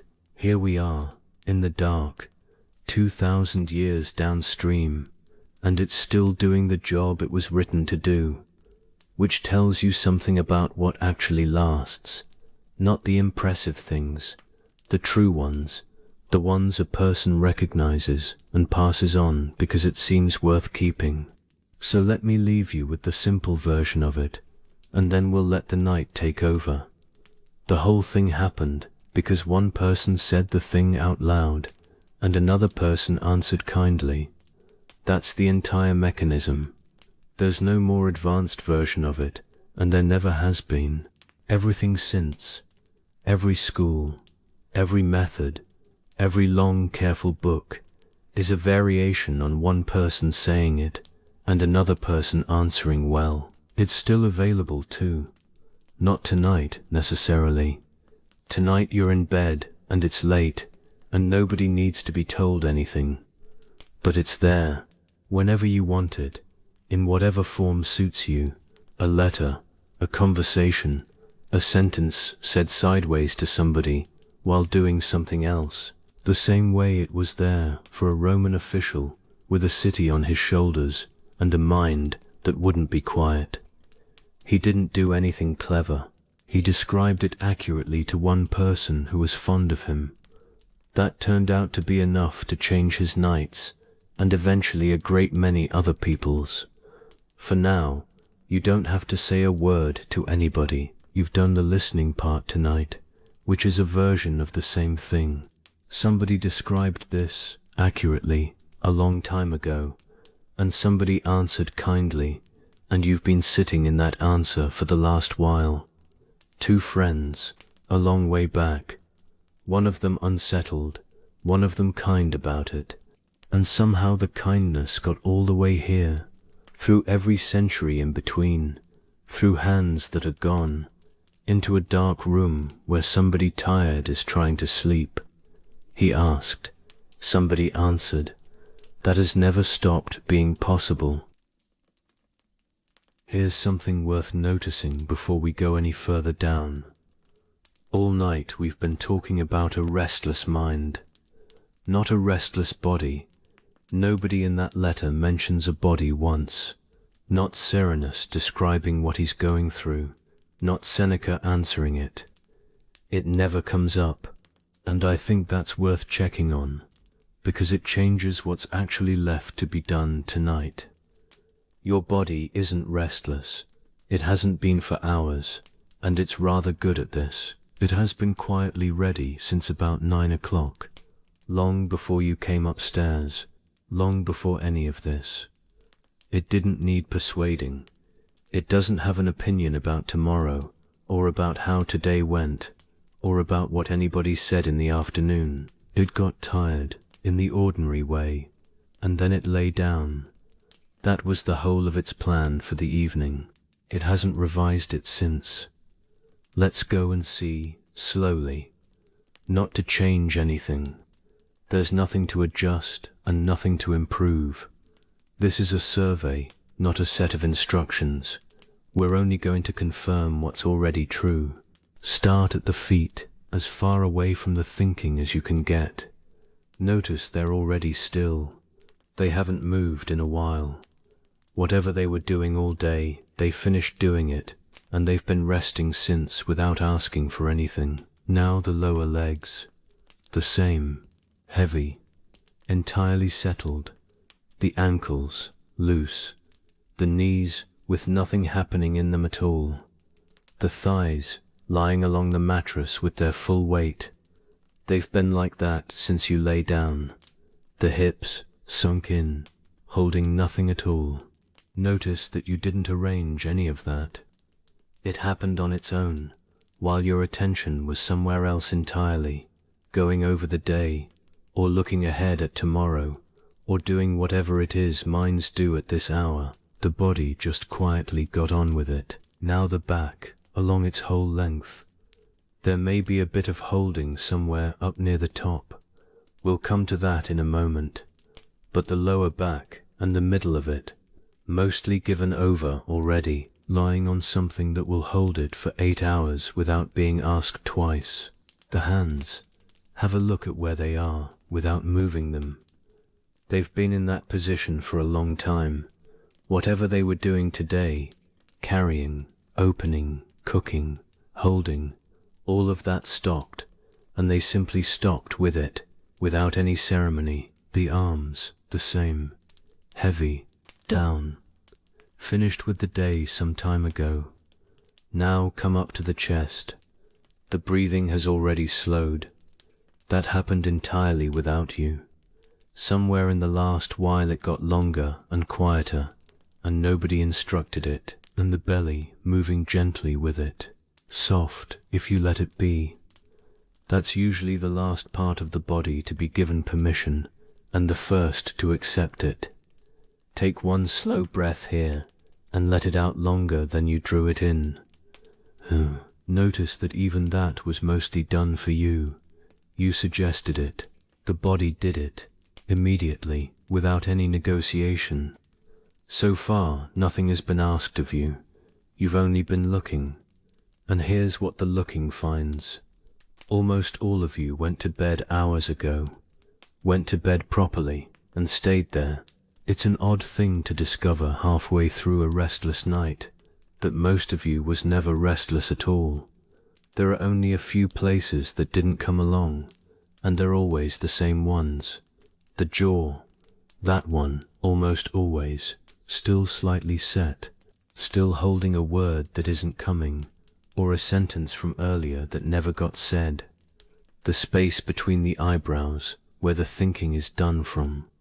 The shoulders, up a little, in the position of somebody who is about to be told something, and is waiting to hear what it is. And sometimes the throat, which tightens quietly when a person has things they've been meaning to say. Look at that list for a second. Jaw, brow, shoulders, throat, all of them above the collarbone, all of them within a few inches of where the thinking happens. Those aren't the body's places. Those are the mind's outposts, the few spots where a running mind shows up in the body. Which means the restlessness has been in one place all along. It's only been borrowing 4 small pieces of the body to keep itself company, like a large house at night with 4 windows still lit, and everybody else long since asleep. The rest of the house went quiet hours ago. So let's release those 4, and then the whole of you will be in the same room for the first time all evening. The jaw first. Let the back teeth come apart. Let the tongue lie low and heavy. Then the brow. Let it widen and go smooth, and feel the scalp loosen behind it, right back over the top of your head. Then the shoulders, down, away from the ears, then a little further than you think they can go. They usually can. And the throat. Let it soften all the way down. Nothing has to be said tonight. Not to anybody, not even silently. Go round those 4 once more, slowly, because they don't all let go at the first time of asking. The jaw, the brow, the shoulders, the throat. If one of them has quietly come back up, that's completely usual. Just release it again. There's no limit on how many times. There. Now everything is in agreement. Possibly for the first time since the morning. Nothing left holding, nothing left up. The whole of you finally in the same place, at the same hour, wanting the same thing. And notice what this means about tonight's task, because it's much smaller than you thought. You are not putting a body to sleep. That was never the job on any night of your life. The body has been lying there, entirely willing, waiting for the rest of you to arrive. You only have to come and join it, not do anything, not get anything right. Just stop being the one part of the house that's still up. It knows the way perfectly well. It has done this every night of your life, thousands of times, and it has never once needed instructions from you. You couldn't give them if it asked. Nobody knows how they fall asleep. It's one of the few things everybody does expertly and nobody can explain. Let it take over from here. It's been ready for hours, and it doesn't mind in the least how long you took. The body is already there. It's only been waiting for the rest of you. There's a particular trick the mind plays at this hour, and it's worth catching because it is genuinely convincing. It fools nearly everybody, most nights. It presents itself as deliberation. It doesn't feel like restlessness while it's happening. That's where the difficulty lives. It feels like thinking, like you're finally getting somewhere on something, turning it over properly, at last, without interruption. The house is quiet. Nobody wants anything from you. There are no interruptions of any kind, which does sound like ideal conditions for working something out. That's precisely why the trick succeeds. Every surfaced feature of the situation says good time to think. So let's test that, gently, using the only thing that really counts here, your own experience. Try to name one decision you made at 2 in the morning that survived contact with the following day. Take your time with it. There won't be many. Most people, looking honestly, can't find one. Not a single conclusion reached after midnight that they woke up and acted on exactly as decided. What usually happens is this, and I suspect you'll recognize it. You arrive at something in the dark, a conclusion, a plan, a firm view about somebody, or about yourself, and it feels solid, settled. You may even feel a small relief at having finally got there. And then morning comes, and it doesn't quite hold. It gets softened, adjusted, turned down a shade or two. Very often it simply dissolves, and by 10 o'clock, with a hot drink and some light in the room, you can't fully recall what had seemed so obvious. And here's the giveaway. It isn't that you were mistaken in the night and correct in the morning. It's that you weren't deciding at all. Nothing was ever actually being settled. The whole thing had the shape of deciding without any of the substance. Here's what was actually going on. Deciding well needs 3 things. New information, the ability to do something about it, and an instrument in reasonable order. At 2 in the morning you have none of the 3, and there's no arranging it. They're not available at this hour to anybody. No new information has arrived since about 6 o'clock, and none will before morning. Nothing at all can be acted on. Every person involved is asleep. Every office is closed until morning. There is not one thing on that list you could move by a single inch from where you're lying. And the instrument, the mind doing the considering, has been running for 18 hours. It reads everything slightly heavier than it is. That's a known feature of tired minds, in everybody, every night. That last part isn't a fault in you. It's simply what a tired mind does, in everybody, reliably. You wouldn't try to match the color of something by lamplight and then trust the result. Not because there's anything the matter with your eyes, because the light isn't right for that particular task. The night is not the light you decide things by. So what is actually happening when it feels like deliberation? Rehearsal, mostly. Not deliberation at all. Rehearsal, which looks almost identical from the inside and produces nothing whatsoever. The same few scenes, played through again with slightly different lines. The conversation, but this time you say the better thing. The situation, examined from an angle you already examined it from twice, earlier in the week. Notice that the cast never changes, the lines are nearly the same, and the ending never once improves. None of it is going anywhere. That isn't a complaint, it's the nature of rehearsal. Nothing is meant to happen yet.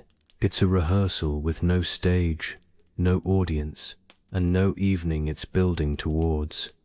And you can leave the rehearsal. That's the useful part. You're not walking out on anything, because nothing was being produced. Nobody is depending on you to see it through. There's no version of this where the scene comes right at 4 in the morning and everybody applauds. So here's the sentence for tonight, and it's a short one. I'll decide in daylight. Say it inwardly, in a normal voice. Not firmly. There's nothing to insist on. It's simply true, and saying true things tends to settle a mind faster than instructing it. That's it. That's all it takes. You may need to say it several times, because the mind will try to reopen the matter.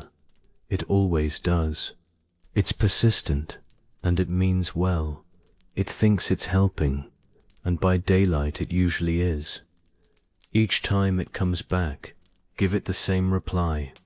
Nothing elaborate, just daylight, and notice what that does. A question that's been told it will be answered tomorrow behaves completely differently from one that believes it's being answered right now. It settles, it stops pressing. It goes and waits somewhere near the door, the way a patient dog does when it knows the walk is happening later. Feel where that eases, if it does. Usually somewhere in the chest, sometimes lower, in that band across the middle of you where unfinished things seem to gather and wait. Nothing has to be resolved before you sleep. Nothing will be. Nothing ever has been. Not on any night, by anybody. In the whole long history of people lying in the dark, thinking they were getting somewhere. The morning is where deciding happens. It always was. With light in the room, with whatever the world has to say about it by then, and with a mind that's had 8 hours to come back to itself, which is the part that matters most and gets counted least. Let the questions wait. They're perfectly content waiting. They've waited every night of your life. Not one of them has ever wandered off, or got worse for being left, or thought any less of you in the morning. Nothing gets decided at this hour. Let the question sleep too. I want to come back to one of Seneca's images, because there's something in it we went past earlier. Even a calm sea, he says, will show a ripple, most of all when the weather has only just gone. Earlier we used that to say, nothing is the matter with you, which is true, and which is the first thing anybody needs to hear. But look at the timing in it, because that's the other half. He isn't describing 2 states, he's describing 3, and the third one is the one nobody talks about. There's the storm, there's genuine calm, and then there's the stretch in between, water that has technically stopped being troubled, and hasn't yet become still. Nobody has a name for that middle part. That's worth noticing, because things without names are difficult to be patient with. You can say, I'm going through something. You can say, I'm fine now. There's no sentence for the long stretch between the two. That's the part almost everybody is in, most of the time. Think about how it actually goes at sea. The weather passes, the sky clears. Anyone looking from the shore would say the sea is calm now. And they'd be quite right. The storm has finished. But the water doesn't know that yet. There's no message that goes round telling it the weather has changed. It only knows what it was doing an hour ago. It goes on moving for hours. Long, slow, aimless swells, coming from nowhere in particular, with nothing driving them. Just the ocean carrying on with something it started earlier and hasn't finished putting down. If you were on a boat out there, you'd feel it under you all night. Nothing forceful, nothing you could point at. Simply a sea that isn't done. That's not the storm. It's the storms afterwards. Here's why this matters at 1 in the morning. Most people can manage a storm. When things are genuinely difficult, something rises to meet it. You're clear about what's happening. Other people understand, and there's a peculiar energy that difficult stretches supply, which nobody can explain but everyone has felt. Most people can also enjoy calm when it finally arrives. Nobody has ever needed help with a good week. It's the middle that gets people. Because the middle feels like nothing is happening. Everything looks fine. Nobody would call it a difficult period. And still, night after night, the water won't lie down. There's nobody to tell about that. Things are going well, and I can't sleep, is not a sentence that gets a useful reply. That's when a person begins to suspect something is the matter with them. Not during the difficult part. Afterwards, when everything has resolved, and everyone else has moved on, and they still can't get to sleep before 1, which is precisely backwards, and precisely what everybody does. So let me say the thing about the middle that nobody says. The middle is not a delay before the settling. It is the settling.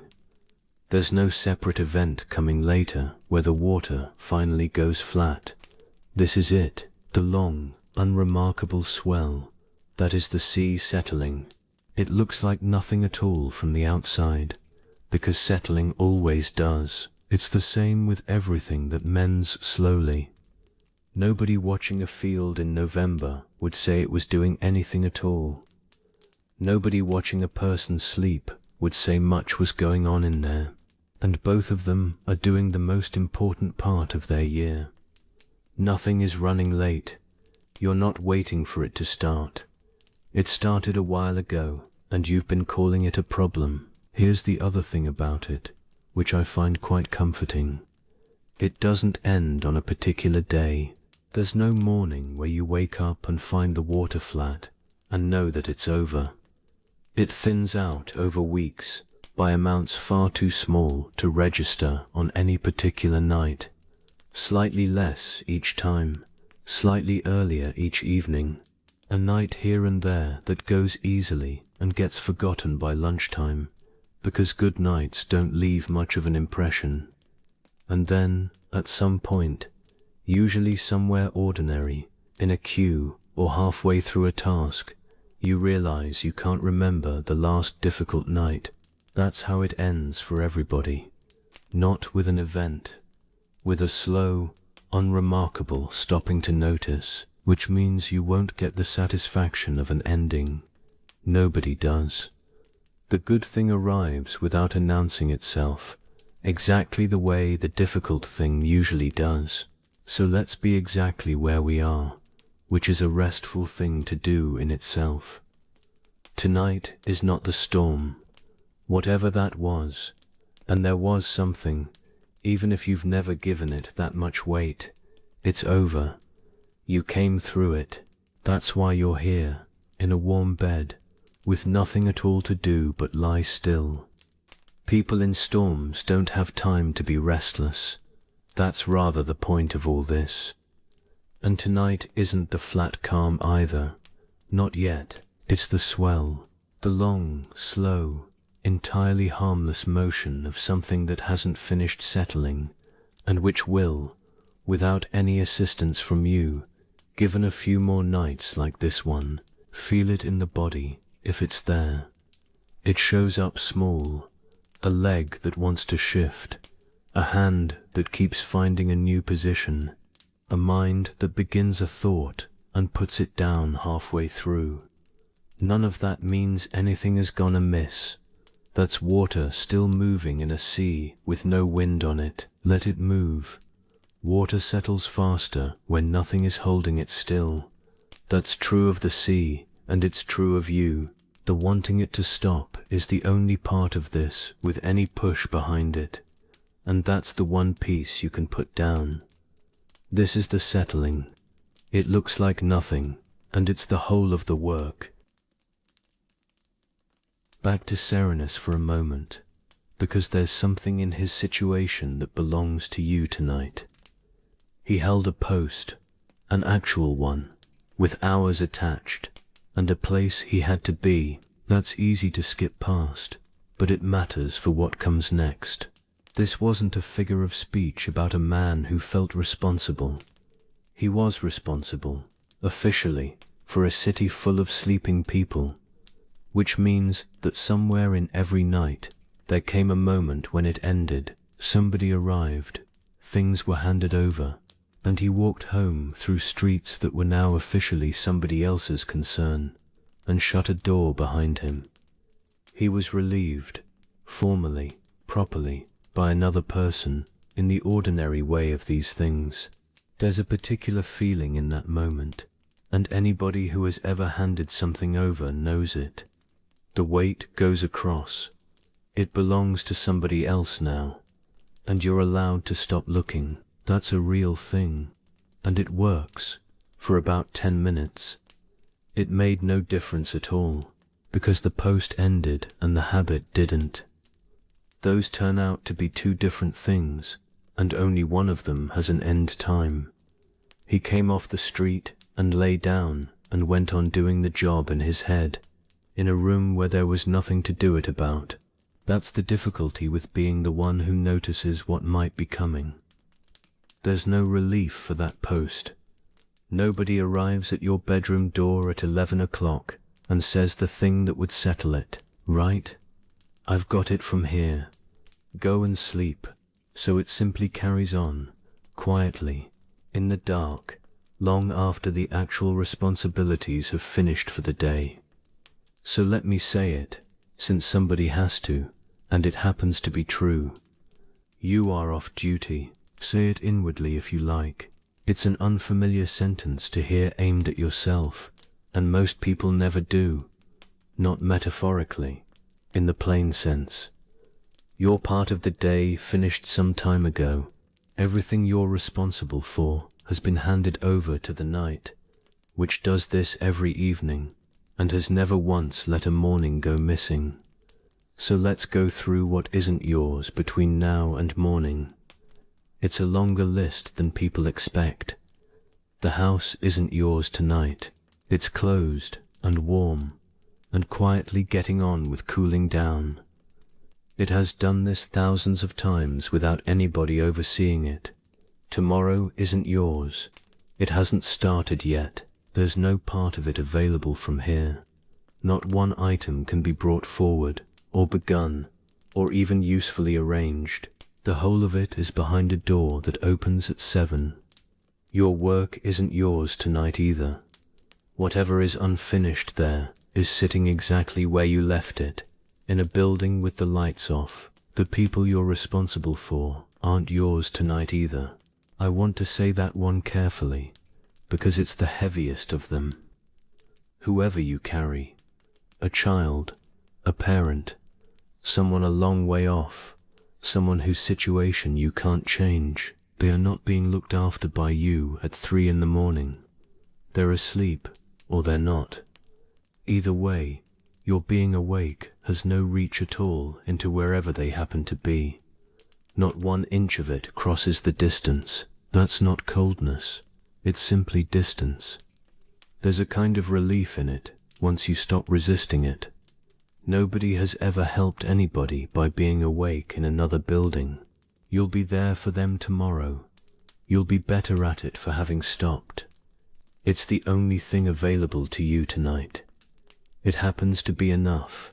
It's what everybody who has ever loved anybody has had to work with. So the post is empty. It has been for hours, and nothing has happened. Nothing was ever going to. That's what the streets are like at this time. Quiet, and getting on perfectly well. And you don't have to look in on it either. That's the last part of handing something over. Not going back to confirm that it's still fine. Feel what that does to the body. Being on duty has a shape, an actual physical one, and you may still be holding it without having noticed. It's a slight uprightness that never quite lies down, the shoulders holding a fraction of themselves in reserve, the stomach not entirely soft, a head that isn't fully given over to the pillow, because some part of it is still angled towards the door, listening for the sound of something needing you. You'll recognize it once you look.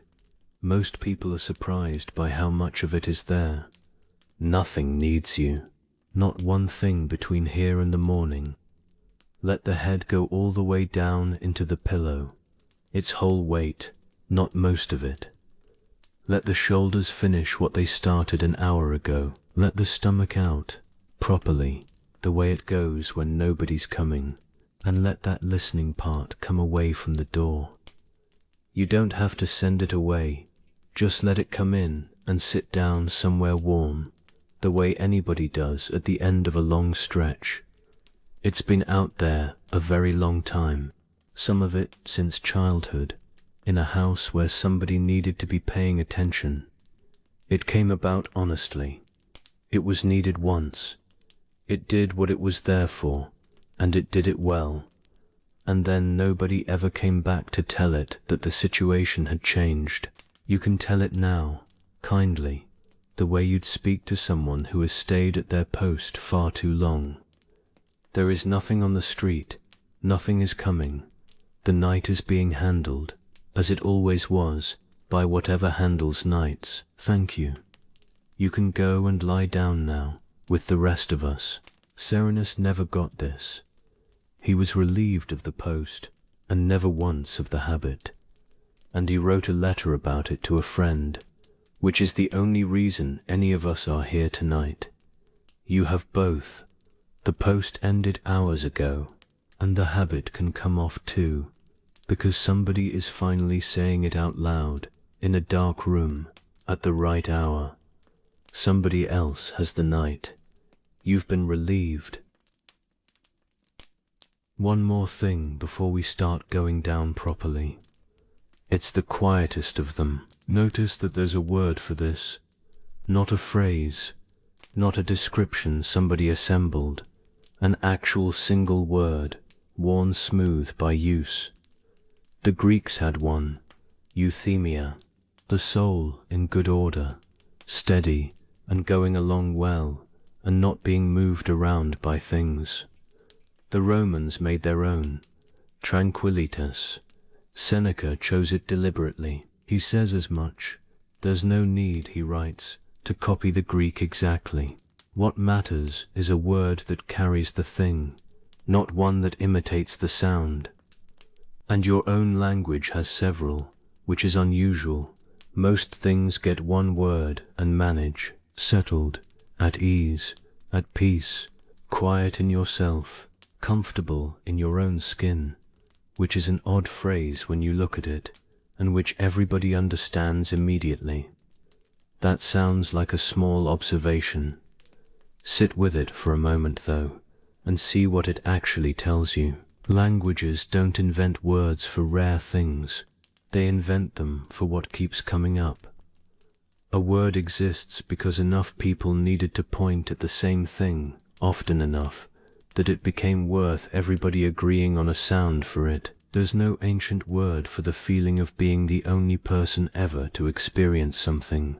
There's a dozen for being tired, and settled, and at ease, because those turn up constantly, in everybody, everywhere, which tells you that this state, the one you're lying here hoping for, is not unusual. It isn't something rare. It isn't a place a few remarkable people got to while everybody else read about it afterwards. It's common enough to have a name in every language that has ever been spoken, including ones nobody speaks anymore. Somewhere there were people, 4,000 years ago, with a word for exactly this. We have no idea what the sound was. It doesn't matter in the slightest. They had the thing itself, which is the part that travels. Think about who has arrived at it. Not philosophers mostly. Philosophers wrote about it, which is a different activity altogether. and often a sign that they were having some difficulty with the thing itself. Nobody writes a treatise on something they have easily. Seneca wrote about calm for most of his life. It says a certain amount about Seneca, and makes the letter warmer rather than less useful. The people who actually get there are ordinary. They always have been. Farmers at the end of a season, sitting down for the first time in months. Somebody on a step in the late afternoon with nothing left to do, watching the light change on a wall opposite. A person who has finished a long piece of work and is simply looking out of a window. Somebody walking home slowly because there's no reason to walk quickly. Old people, often, who let go of something a long while back and never mentioned it to anybody, and are now quite good company on a bench. You'll have met a few. There's a particular quality to them that's difficult to describe and impossible to mistake for anything else. They're usually not doing very much when you meet them. None of them read Democritus. Most of them couldn't read at all, and would have found the idea of a book about this rather funny.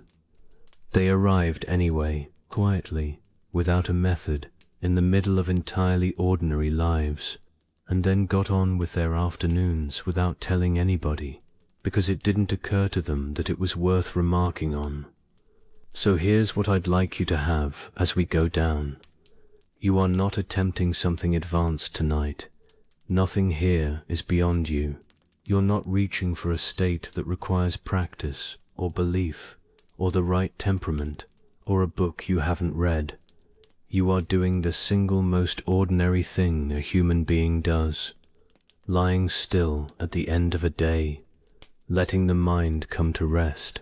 The thing that has a word in every language, precisely because everybody does it, all the time, in every century, without instruction. And it's happening right now, all over the world, in enormous numbers. Somewhere in the world it's the small hours, and millions of people are in exactly your position. Warm, horizontal, slowing down by degrees. Most of them not thinking about it at all, which is rather the trick of the whole thing and the reason it works for them. You're not doing anything separate from them. You're joining them, the way you have every night of your life, without ever thinking of it as company. Feel that as a kind of easing, if it comes. Being one of many is restful in a way that being singular never is. Nothing is required of you when you're part of something everybody does. There's nothing to reach for, because it isn't ahead of you. It's the direction everything has been going in all evening, without your involvement. The room has been getting quieter. The body has been getting heavier. The breath has been getting longer since about the middle of all this. The body knew. The room knew. The only part still uncertain was the part that had a word for it, which is, as usual, the part that talks. So let the word go too. It has done its job for the evening. Words are only there to point at things. Once you're standing in front of the thing, the pointing is finished, and the finger can come down. You don't need euthymia. You don't need tranquillitas. Those are names for something that happens perfectly well to people who have never heard either. Just the thing itself, warm and slow and settling, in a dark room with no name attached to it. Feel how the body is already further along than the talking. It has been the whole night. It was never waiting for a word. You're not learning this tonight. You're arriving at something very old. Let's go to Rome for a while, to the evening Serenus walked home through, at the end of his hours, when the city was doing what it did every night, 1 million people, more or less. The largest thing anyone had built up to that point in the world, streets narrow enough that you could hear the family above you, buildings leaning towards each other over the top of them, and every night it went quiet. Not all at once, in stages, the way large things do, an hour or two of it, moving across the city like weather. First the shops, shutters coming down along a street, one after another, at slightly different times. Somebody calling something to the man opposite and getting an answer. The scrape of wood on stone as the last board goes into place. Then that street is finished for the day, and the sound moves along to the next one, and the next. You could follow it across the whole city if you stood still long enough. Then the streets thin, not empty, just fewer. The sound changes when there are fewer people in a street. It opens out. You start to hear individual footsteps instead of the general noise of everybody. Somebody laughing, further off than you'd expect. Sound carries at night in a way it doesn't at noon. Then the doors. That's the sound of a city settling, really. Doors closing all over, in no particular order, near ones and far ones. Each one a household deciding, separately, that the day is finished. Nobody agreed on a time. It just happens, in 1,000 houses, within an hour or so of each other. Then the lamps, they go out slowly, window by window, over an hour or two. Nobody organizes it. Nobody signals. The upper floors first. Usually, people climb the stairs, and then a light appears up there, and then, a while later, it doesn't, and each one takes a small square of light off the street below with it, as it goes. After a while, whole streets have gone over. Only a few windows still lit, scattered about. Few enough that you could count them from a rooftop, and somebody probably did. Now the last of the sounds, a dog somewhere, twice, then not again. A shutter that somebody hasn't fastened properly, moving a little whenever the air does. And underneath everything, the fountains. They never stopped. Rome was full of running water, day and night, coming down from the hills through the aqueducts and out into the squares. So at 3 in the morning, in a city of 1,000,000 sleeping people, there was still the sound of water, in a dozen places at once, falling into stone basins, in empty squares, for nobody at all. Nobody had to keep it going. Nobody was responsible for it. It simply ran, the way it had run all day, the way it would go on running until morning, and for a long time after that. Serenus would have walked home through this, the evening handing itself over, his part of it finished. Streets that were his responsibility an hour ago, now simply streets, going quiet on their own, without him, exactly as they would have anyway. He'd have heard his own footsteps by then, and the echo of them off the walls. That's how you know a city is asleep, not silence. A city is never silent, just the fact that you can hear yourself moving through it. Now let your own place do the same thing tonight, because it already has, and you may not have marked it happening. The same stages, in a much smaller building, at a different hour, 2,000 years later. The doors closed hours ago. The last of the lights went out somewhere below you, or beside you, or across the way. Whatever noise the day makes in this place, it stopped, and you didn't mark the moment, because nobody ever does. It simply wasn't there anymore. Listen for what's left, without going looking. Something in the walls, the buildings settling by a fraction, the way buildings do when they cool. Air moving somewhere, it always moves. The particular hum a house has when nothing in it is being used. Every building has one. You've heard yours 1,000 times without listening to it, and perhaps something outside, a long way off, somebody else's evening, arriving faintly, having nothing at all to do with you. That's all that's left of the world tonight. A few small sounds, none of them meant for you, none of them requiring anything or asking anything, or expecting a response. You can let them go past. They're not addressed to anybody.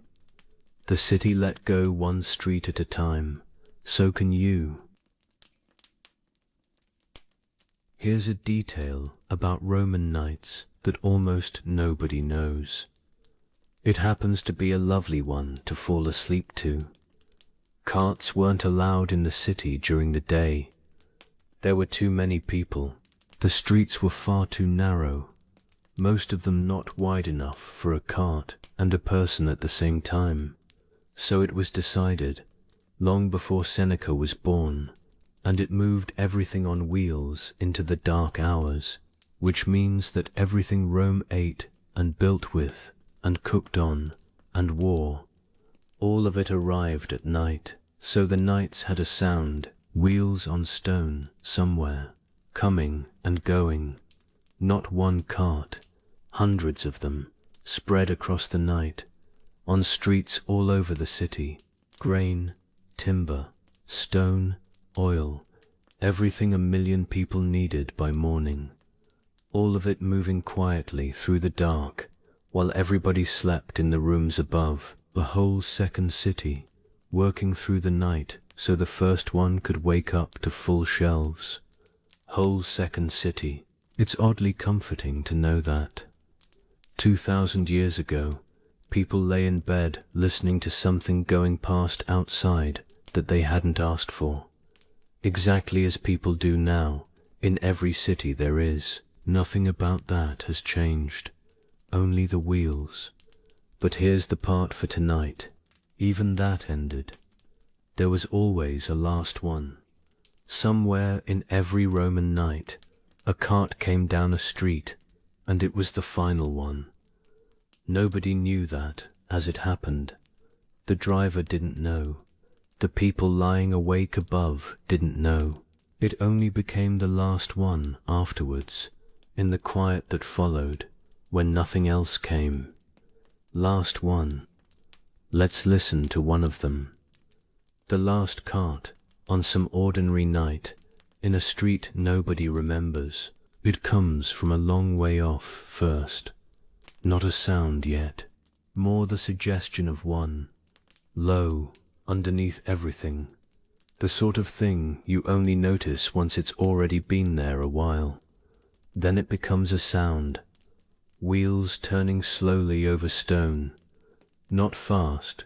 Nothing moved fast in those streets. A driver saying something to an animal, in a voice meant for one pair of ears. Somebody's footsteps beside it, keeping pace, slow ones.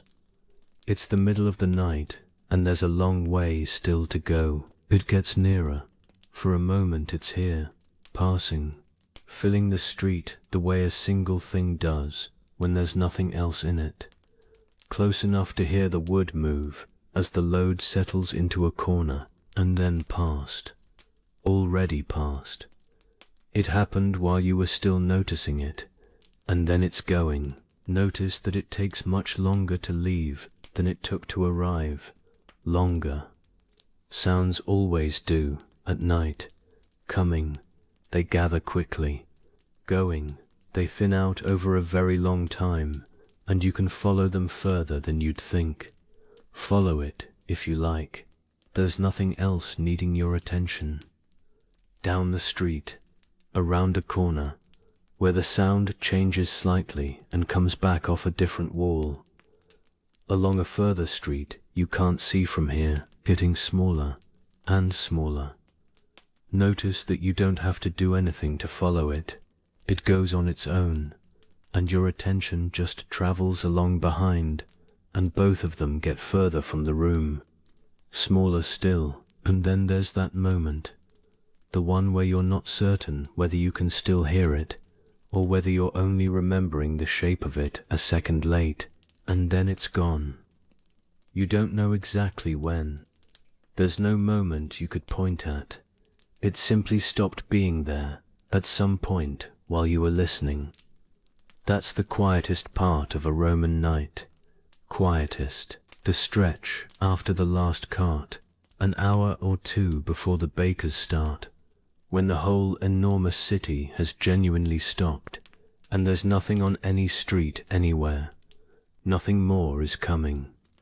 Everyone who was going to arrive has arrived. Now let this be that. The likeness is close enough that it's barely a comparison at all. Somewhere in your own evening, the last sound already happened. Already happened. A door. Somebody's footsteps on a stair. A voice outside, or a vehicle going past at the end of the road. Whatever it was, it's been and gone, and you didn't mark it either. Nothing more is coming tonight. Whatever was going to happen out there has happened, so let the last of it go the same way. Down the street, round the corner, along a road you can't see from here. Smaller, then smaller than that, then nowhere in particular. Let the last sound go past. Nothing follows it. Serenus would have made a final round before he went home. It's in the nature of the position. You don't simply stop at an hour. You walk it once more, and then you're finished. Everybody in that kind of position does. One last pass at the end, to close the evening off properly. Not because anything is expected, because a round is how you finish. It's how a person hands the night over and goes home able to sleep. Let's do one now. Slowly, properly, once, and then it's finished for the night, and we won't come back to it. The door closed. You did it yourself, without particularly noticing, in the ordinary way people close doors. It has been closed for hours, and nothing has asked it to be anything else. Done. The windows. Whatever needed doing there was done before you came upstairs. Nothing has changed since, and nothing will between now and the light. Done. The taps, the switches, the small things people go round turning off at the end of an evening. All of them, hours ago, in a house that was still lit and still awake. Done. The thing in the kitchen, whatever it was, wiped or left, and either way it will be sitting there in exactly the same state when the light comes back. Done. Now the day itself, which is where these rounds usually slow down, the thing that had to be finished today. It was finished, or it wasn't. Either way, today has closed and taken its answer with it, and there's no reopening it from here. Done. The part that didn't go as well as you'd have liked. Over. Nothing about it is still happening anywhere. It exists now only as a thing you remember, which is a much lighter object. Done. The message you needed to send. Sent, or waiting until morning, which at this hour amounts to precisely the same thing, since nobody is reading anything. Done. Whatever you promised somebody, still promised. Nothing goes out of date overnight, and nobody is waiting up for it. Done. The conversation you didn't quite have, still available tomorrow, and the day after, and every day after that, on far better terms than tonight would have offered anybody. Done.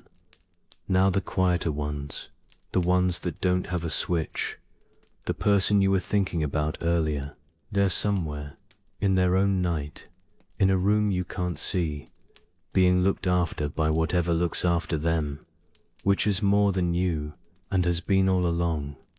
Done. Tomorrow, prepared enough. Never fully. Nobody's tomorrow is ever fully prepared, in any house, on any night, but enough, which is the only version anybody has ever had. Done. And there's the round finished. Notice what happened as we went through it. Nothing came up. Not one item required anything. Nothing was outstanding. Nothing had quietly gone wanting while you weren't looking. Every single thing on that round was already finished before we started walking it. That's how it goes every night, in every house. The round finds nothing. It always finds nothing, because there is nothing to find at this hour. Everything was already seen to by a version of you who was awake and capable, and got through a whole day, and who finished all of this without leaving a note about it. You can trust that person. They've been doing this for years, and they're rather good at it. They're also, as it happens, you. So the round is over, properly over, the way Serenus's was when he handed the streets on and walked home. There's no reason to begin it again, though something in you may quietly suggest one. That's only the old habit, offering to be helpful. It doesn't know the round has already been walked. Nobody told it, because nobody ever does. It can rest now. It did its part earlier, in the light, when there were genuinely things to see to, and it was exactly the right thing to be doing. Nobody is taking that away from it. Let it come and lie down with everything else. It doesn't need a reason to stop. Nothing does at this hour. The day is closed, the round is walked, and every door in the whole arrangement has been seen to. The round is finished. Nothing came up, the way it never does. Have a look at the thinking itself for a moment. Not what it's about. That doesn't matter tonight. Just the speed of it. It's slower than it was an hour ago. Considerably. Nobody usually looks at this. We follow what we're thinking about all day and almost never notice the pace it's arriving at. You'll be able to tell if you have a look. There are a few signs. They're the same in everybody, and they arrive in roughly the same order every night. The thoughts are arriving further apart now. Earlier they came one after another, overlapping, in a queue, each one already waiting while the last was still going. Now there are gaps between them, small ones at first, then longer, and the gaps are quite pleasant once you notice they're there. Nothing in them. That's the appeal of them. A few seconds at a time where the mind simply isn't doing anything, and some of them aren't finishing. That's the clearest sign of all. A thought begins, gets part way along, and then simply doesn't complete. Not interrupted. Nothing stopped it. It just stops being about anything, halfway through, and nobody comes to collect it. You may have had one do that while I was talking. Somewhere in the last few minutes, something started and then didn't arrive anywhere, and you let it go without minding. That doesn't happen at 11 in the morning. Thoughts finish in daylight. They arrive somewhere and get filed. Only here do they trail off and go nowhere at all. And there's the third one, where you can't quite recall what started it off. Something arrived, and it led somewhere, and then you looked back for where it came from, and it wasn't there. The path had closed up behind you, which is a very good sign, and completely usual, and happens to everybody at exactly this point. That isn't wandering attention, that's the mind coming off the day. Now here's what's worth noticing about all of it. You didn't do any of that. You didn't decide to slow down. There was no moment where you gave the thinking permission to loosen. No instruction went out. Nobody agreed anything. It happened on its own, while you were lying here, warm, listening to somebody talk about a city 2,000 years ago, which tells you the useful thing. It doesn't need you. It never has. Every night of your life this has happened without a single instruction from anybody. The slowing is not something you're responsible for arranging, or maintaining, or getting right. It's what a mind does, every night, in everybody, when nothing is being asked of it, and the room is dark, and the body has already gone on ahead without waiting. So there's nothing to help with here, nothing to encourage. Let it keep going the way it's already going, which it will, whether anybody mentions it or not. Notice that the sentences are getting shorter, mine as well as yours. That's on purpose, and it's also happening by itself, which is usually the way with these things. And notice that the thoughts are turning into something else, less like words now, more like pictures, a half image of somewhere you were once, a face with no name attached to it, a room you haven't thought about in years, arriving for no reason at all. That's the next stage, and it has already started. Pictures instead of sentences. It's how everybody goes, every night. A slow handover from one kind of thinking to another, somewhere in the last few minutes before. None of it needs following. You can let a picture arrive and leave without going anywhere with it. It doesn't mean anything. Nothing at this stage means anything. That's rather the point of it. And underneath all of it, the same slow rhythm, the breath, longer than it was an hour ago, taking its time, not being hurried by anything at all. Everything in the room is going in the same direction now, down, slower, further apart. The body, the breath, the thinking, the room itself, all of it heading the same way, at more or less the same rate, without any of it being organized. It's already slowing. It never needed your permission. There's something about the out-breath that's worth noticing at this particular hour of the night. Each one leaves you slightly heavier than you were. Not the breath in. That one lifts a little, and always has. The chest rises, something in you gathers. The one going out. That's the one that carries the night along, and almost nobody pays it any attention. Try it once, and take your time. There's a great deal of time available. Draw a slow breath in, then let it go, longer than you took it, and without hurrying the end. Let it run right out, past where you'd normally stop. Feel what happens right at the finish of it. There's a small settling, a fraction of a fraction, somewhere along the back or in the hips, as a little more of you is handed over to the bed. It's easy to miss. Most people go their whole lives without noticing it once, and it happens to them 20,000 times a day. That's it. That's the whole of it.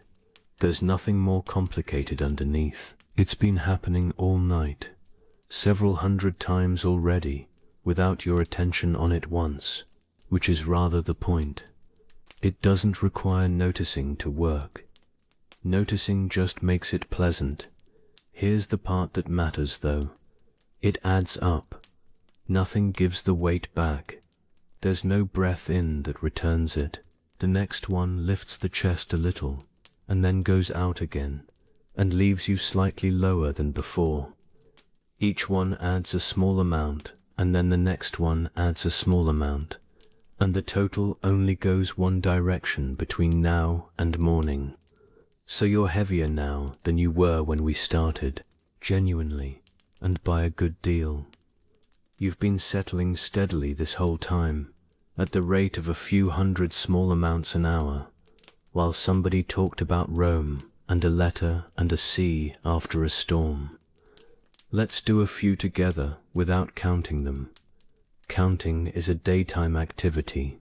Breathe in whenever it suits you, and let it out, slowly, all the way down, and then a little past where it wanted to stop. Feel the settle at the end. That small give, right where the breath finishes and before the next one begins. Again, whenever the next one comes. No rhythm to keep, nothing to match. Out and down. Notice you don't have to make it long. It's already longer than it was. The body took care of that some time ago, without being asked. Notice which parts of you report it first. They're always the same ones. The hands, usually. They go heavy before anything else, and once they've gone, they stay gone. Then the jaw, which lets go a small amount on every single one, whether or not anybody asked it to. It's been doing that quietly since we started. Then the legs, all along their length, sinking a little further with each one. Then the back, which is always slower to believe it, and comes down in stages rather than all at once. The shoulders last, as usual. They always go last, and they always go eventually. Again, out and heavier, once more in your own time. There's no hurry and nothing to keep up with. Out, and a little further down than the last one. And notice there's nothing to do anywhere in this. You're not producing the settling. You're simply present while it happens, which is a very restful arrangement and rarer than you'd think in a life. The weight keeps arriving, quietly, on its own schedule, whether anybody is paying attention to it or not. Each breath out, a little more of you handed across. Nothing taken back, nothing you have to hold on to in between. The whole arrangement runs in one direction, all night, on its own.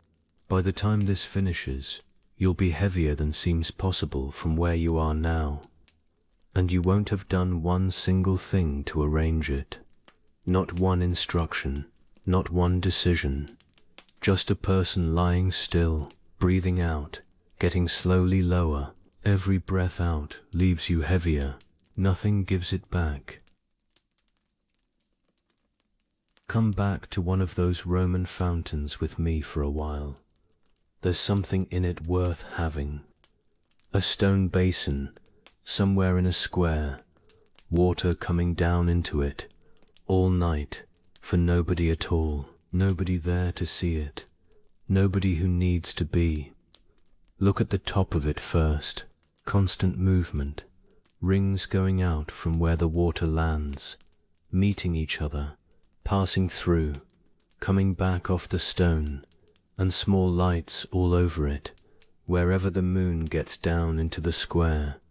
Nothing on that surface is ever still, not for a second, not all night, not once in the whole history of that fountain. And nobody minds. No one has ever stood in a square wishing the top of a fountain would hold still.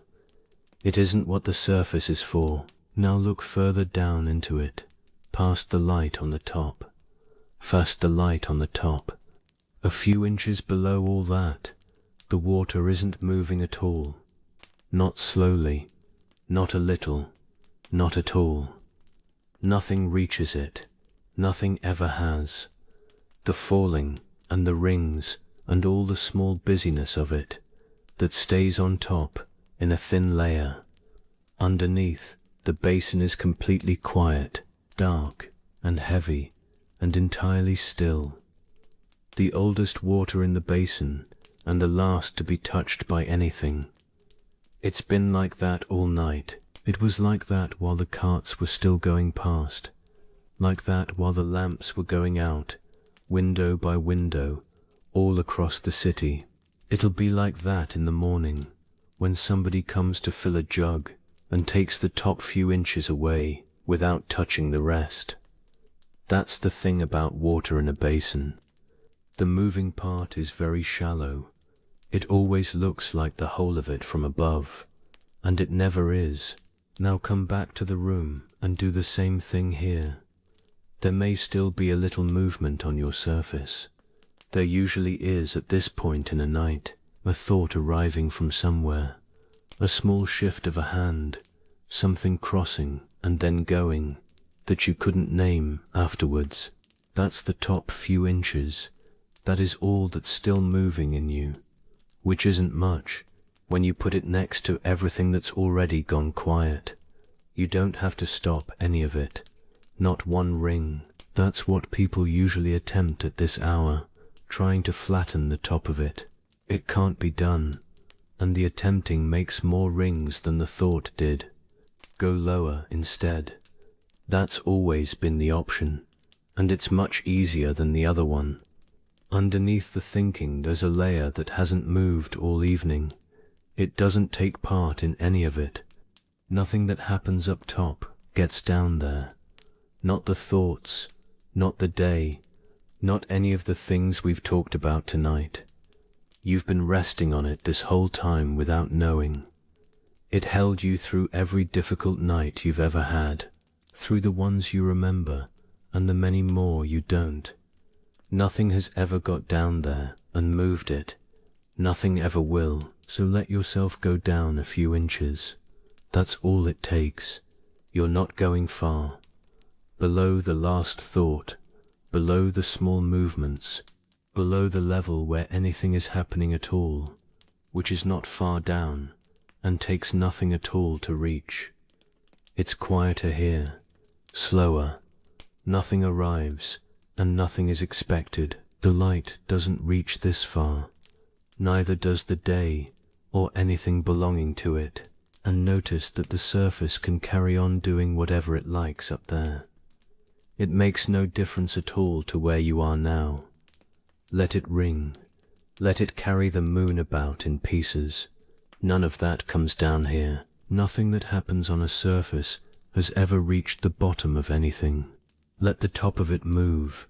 You're going lower than that. There's been a turning going on all night. You may not have called it that, but you'd recognize it if you looked. Not thoughts, exactly. Something more like a motion, a thing going round and coming back.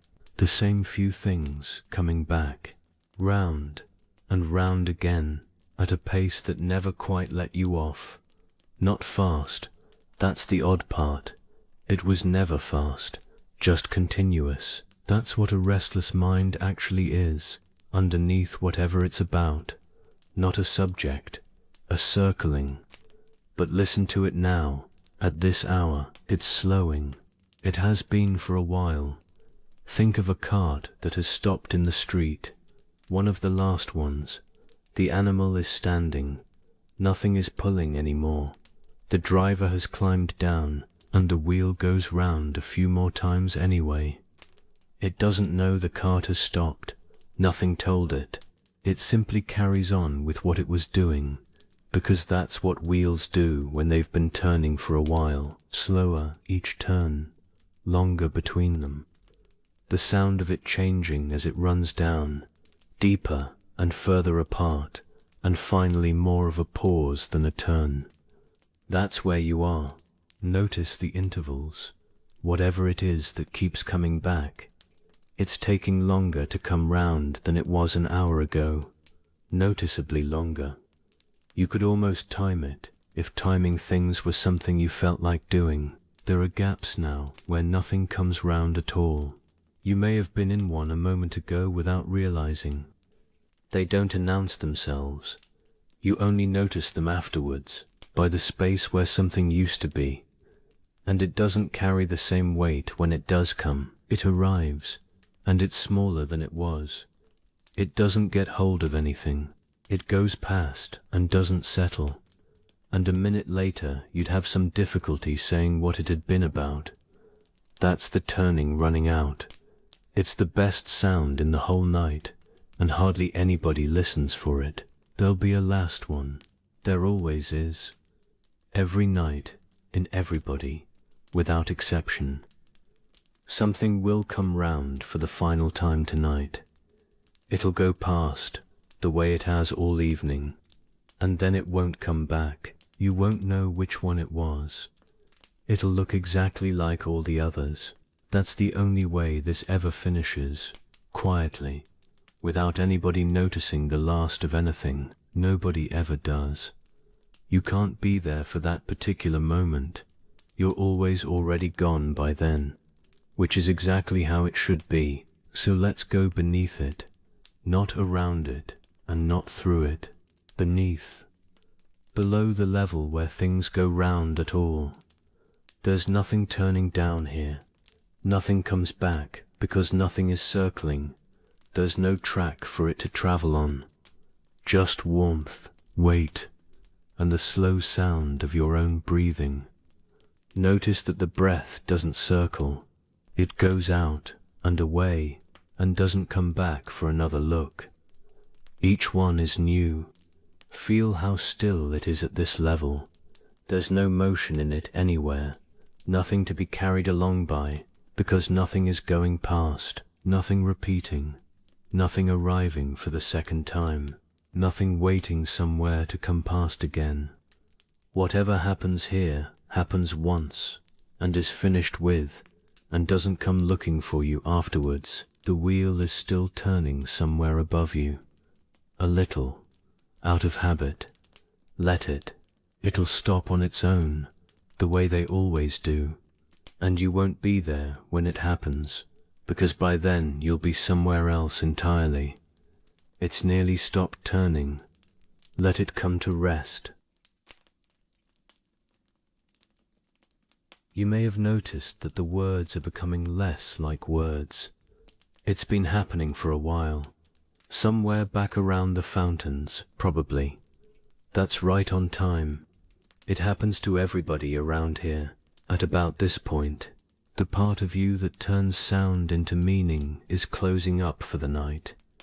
It's one of the last things to go, and it goes gradually, which is why some sentences still land and others don't. They're arriving as sound now, mostly. Some of them landing, some of them not, some of them not. Whole sentences going by without anything being taken out of them at all. Let that carry on. There's no reason to bring them back into focus. There's nothing left to understand tonight. Nothing is coming that you'd want to have heard. No part of what remains is worth staying up for. No conclusion, no final piece that ties it together. Everything that mattered has already been said. You already have it. It went in some while ago, without being filed anywhere, and it will still be there tomorrow whether you follow another word tonight or not. So stop following, properly, and for the rest of the night. Let this become what it's already becoming. A voice in the room, going on quietly, about nothing you need, in a language that's slowly stopping being one. And you know this sound. You've known it longer than almost anything, from a very long time ago. Being very small, upstairs, and hearing people still talking somewhere below.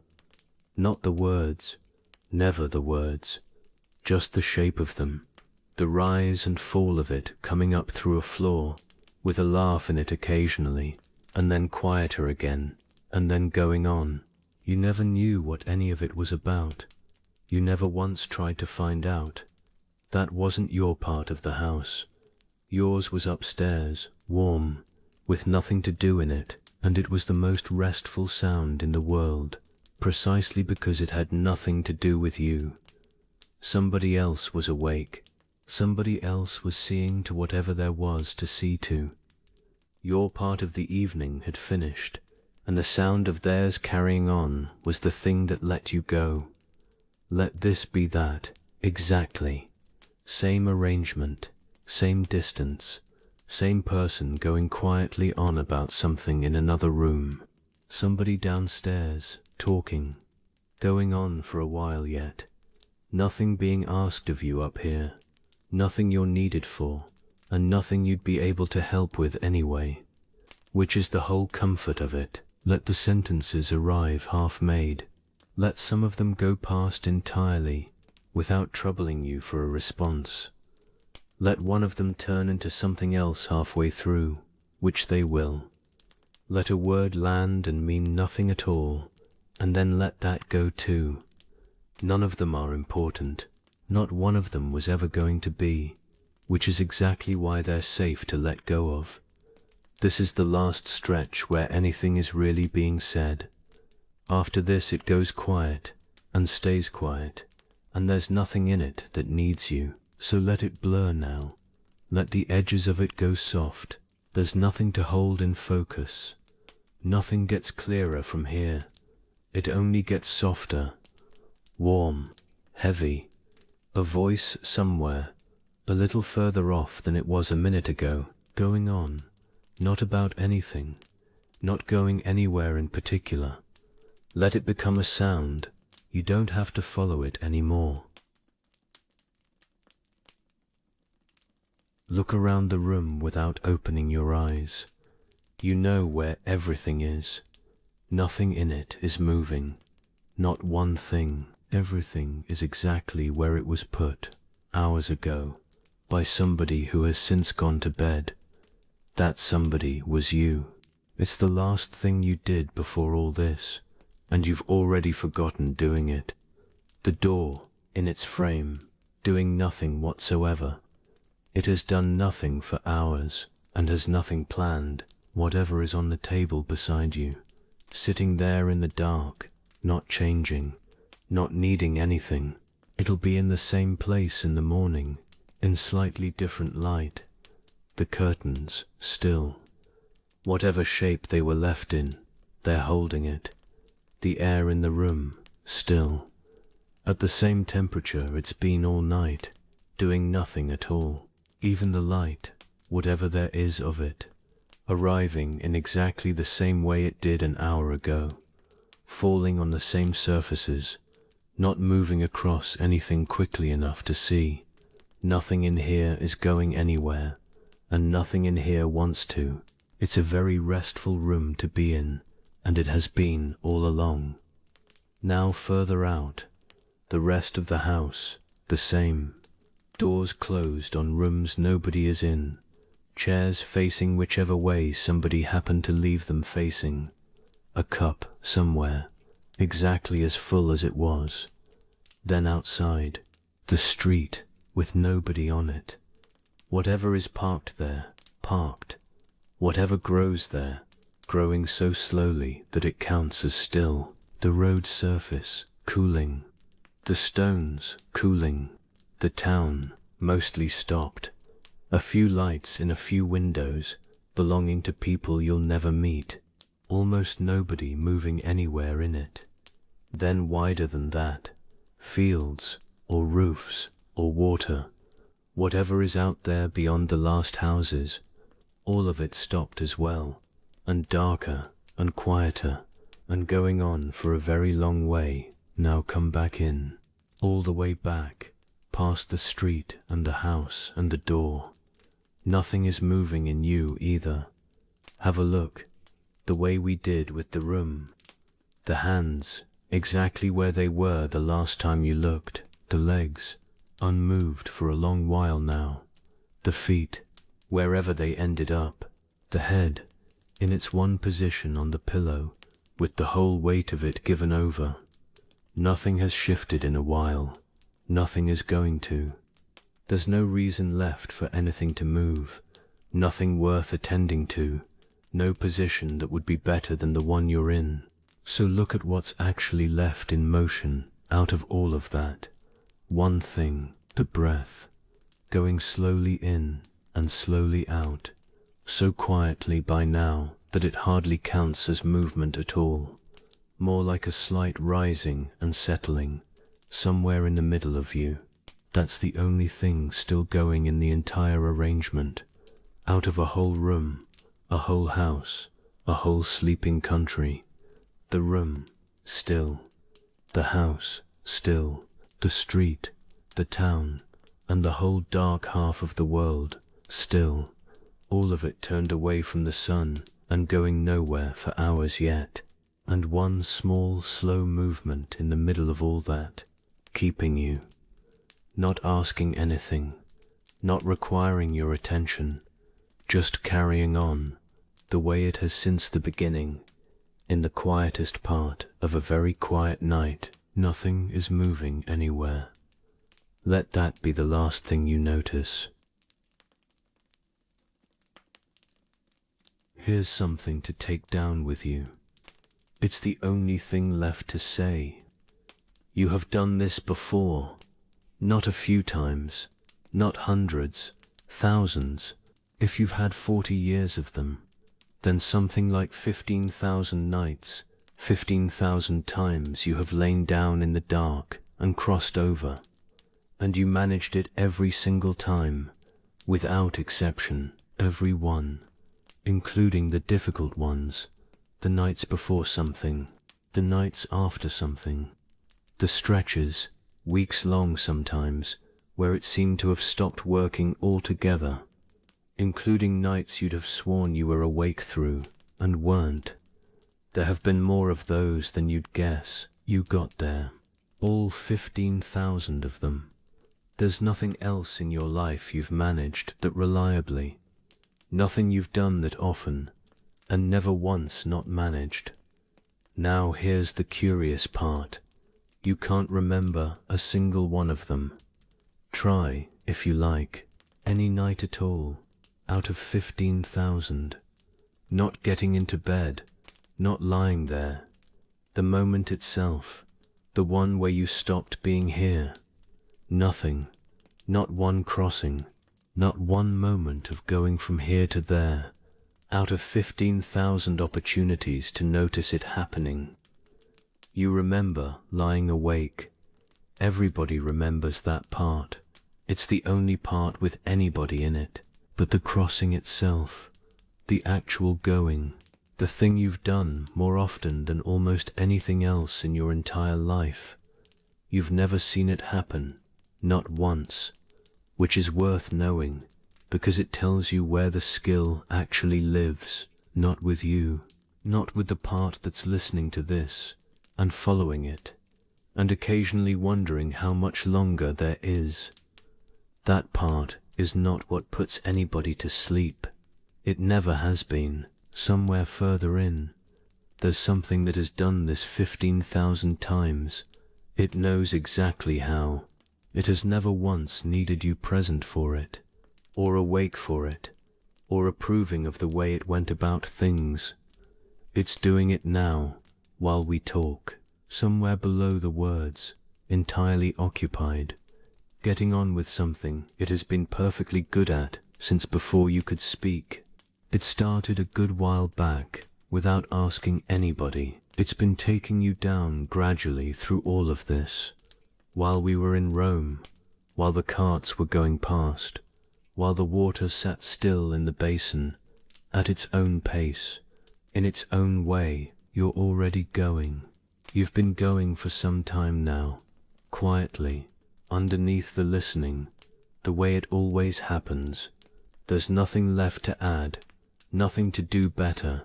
No part of this needs your attention, or your permission, or any help of any kind. It has never accepted help from anybody, and it isn't going to start with you, tonight, at this hour. Just let it carry on the way it's carrying on. Warm, heavy, slower than you were when any of this started, and going, still, further along now than a minute ago. Let the part that knows how take it from here, the way it has 15,000 times before, without one word of instruction from anybody, on any night, in your whole life. You've done this 15,000 times. Let the part that knows how take over. One last thing, and then the night is yours entirely. Everything you've heard tonight came out of one very small event, in one room, on one afternoon. A man sat down with a blank sheet and wrote to his friend, "I can't settle, and I don't know why." He could have written about anything else. He wrote that, and the friend wrote back, "That's all this ever was." Two people, a long time ago, one who couldn't settle, and one who knew what to say about it, and a piece of writing that nobody expected to matter, which somehow came all the way here. Here is what the answer came down to in the end. You're not unwell, you're only unaccustomed to being well, and those two feel identical from the inside, and are not remotely the same. Even a calm sea still moves a little, especially just after a storm, and nobody has ever thought less of the sea for it. Don't be stern with yourself. That isn't what's needed, and it never was. And rest, more than you believe you're permitted to. It isn't a reward for a day well spent. It's what a mind requires in order to go on being one. That's the whole of the reply. 2,000 years old, still the best there is, and nobody has needed to improve on it, which tells you it was right the first time. Now, the part I've been saving until the end, Seneca didn't write any of that to the world. He wasn't writing for readers, not to be remembered, or quoted, or read aloud in the dark 2,000 years later to somebody he could never have imagined. He wrote it to somebody he was fond of, somebody having a difficult time of it in an ordinary way, who had done the unusual thing of saying so. It was a letter to a friend. That's the whole of what it was, and it never stopped being that. And tonight, in this room, at this hour, that's you. The letter traveled an enormous distance from where it started, through hands that are gone, through languages that changed underneath it, and it found the right person, which is what good letters do eventually. Everything in it was meant for exactly this. Somebody lying down at the end of a long stretch, unable to settle, having done nothing at all except notice it and mind about it and wonder what it meant. So take the ending of it the way it was written and the way it was meant, not as advice. Advice is for daylight, as the last few lines of a letter from somebody kind, arriving very late, in the dark, and finding you exactly where you are. You're doing fine. Not you will be, once something changes, tonight, lying there, exactly as you turned up. Nothing about you needs putting right before you're allowed to sleep. There was never anything you had to do first. The unrest will thin out on its own, the way water does, without you managing it, or measuring it, or being present while it happens. And the morning will come, as it has 15,000 times. You'll be a little further along than you are now, not by having done anything, just by having let a night go past. That's all of it. There's nothing else, and there never was. A person in a bed, a quiet room, a letter from a very long way off, saying the only thing that ever helps. Be gentle with yourself, and go to sleep. Serenus got it. Then a great many people after him got it, and tonight it reached here, and it was still true, and it still worked. Warm and heavy, and very nearly gone. Nothing else is needed from you. Nothing else was ever needed. Rest now, friend. It was always this simple. And so we come to the quiet end of the night. Whatever you heard tonight, carry it lightly. Hold it with both hands open. You don't have to keep it, or use it, or even remember it. It will be here again, waiting gently, on another evening. And so will I. May the weight of the day be set down now, and stay down until morning. May the things you cannot change grow softer in the dark. May your kind, tired mind, the one that has carried so much and tried so hard, find that it is finally allowed to rest. There is nothing left to do tonight, nothing to solve, nothing to carry. You have done enough. You are enough. You can let it all go now. Just breathe and soften and sleep as deeply and as long as you need to. Sleep well, friend, and thank you truly for spending this night here at Restful Minds.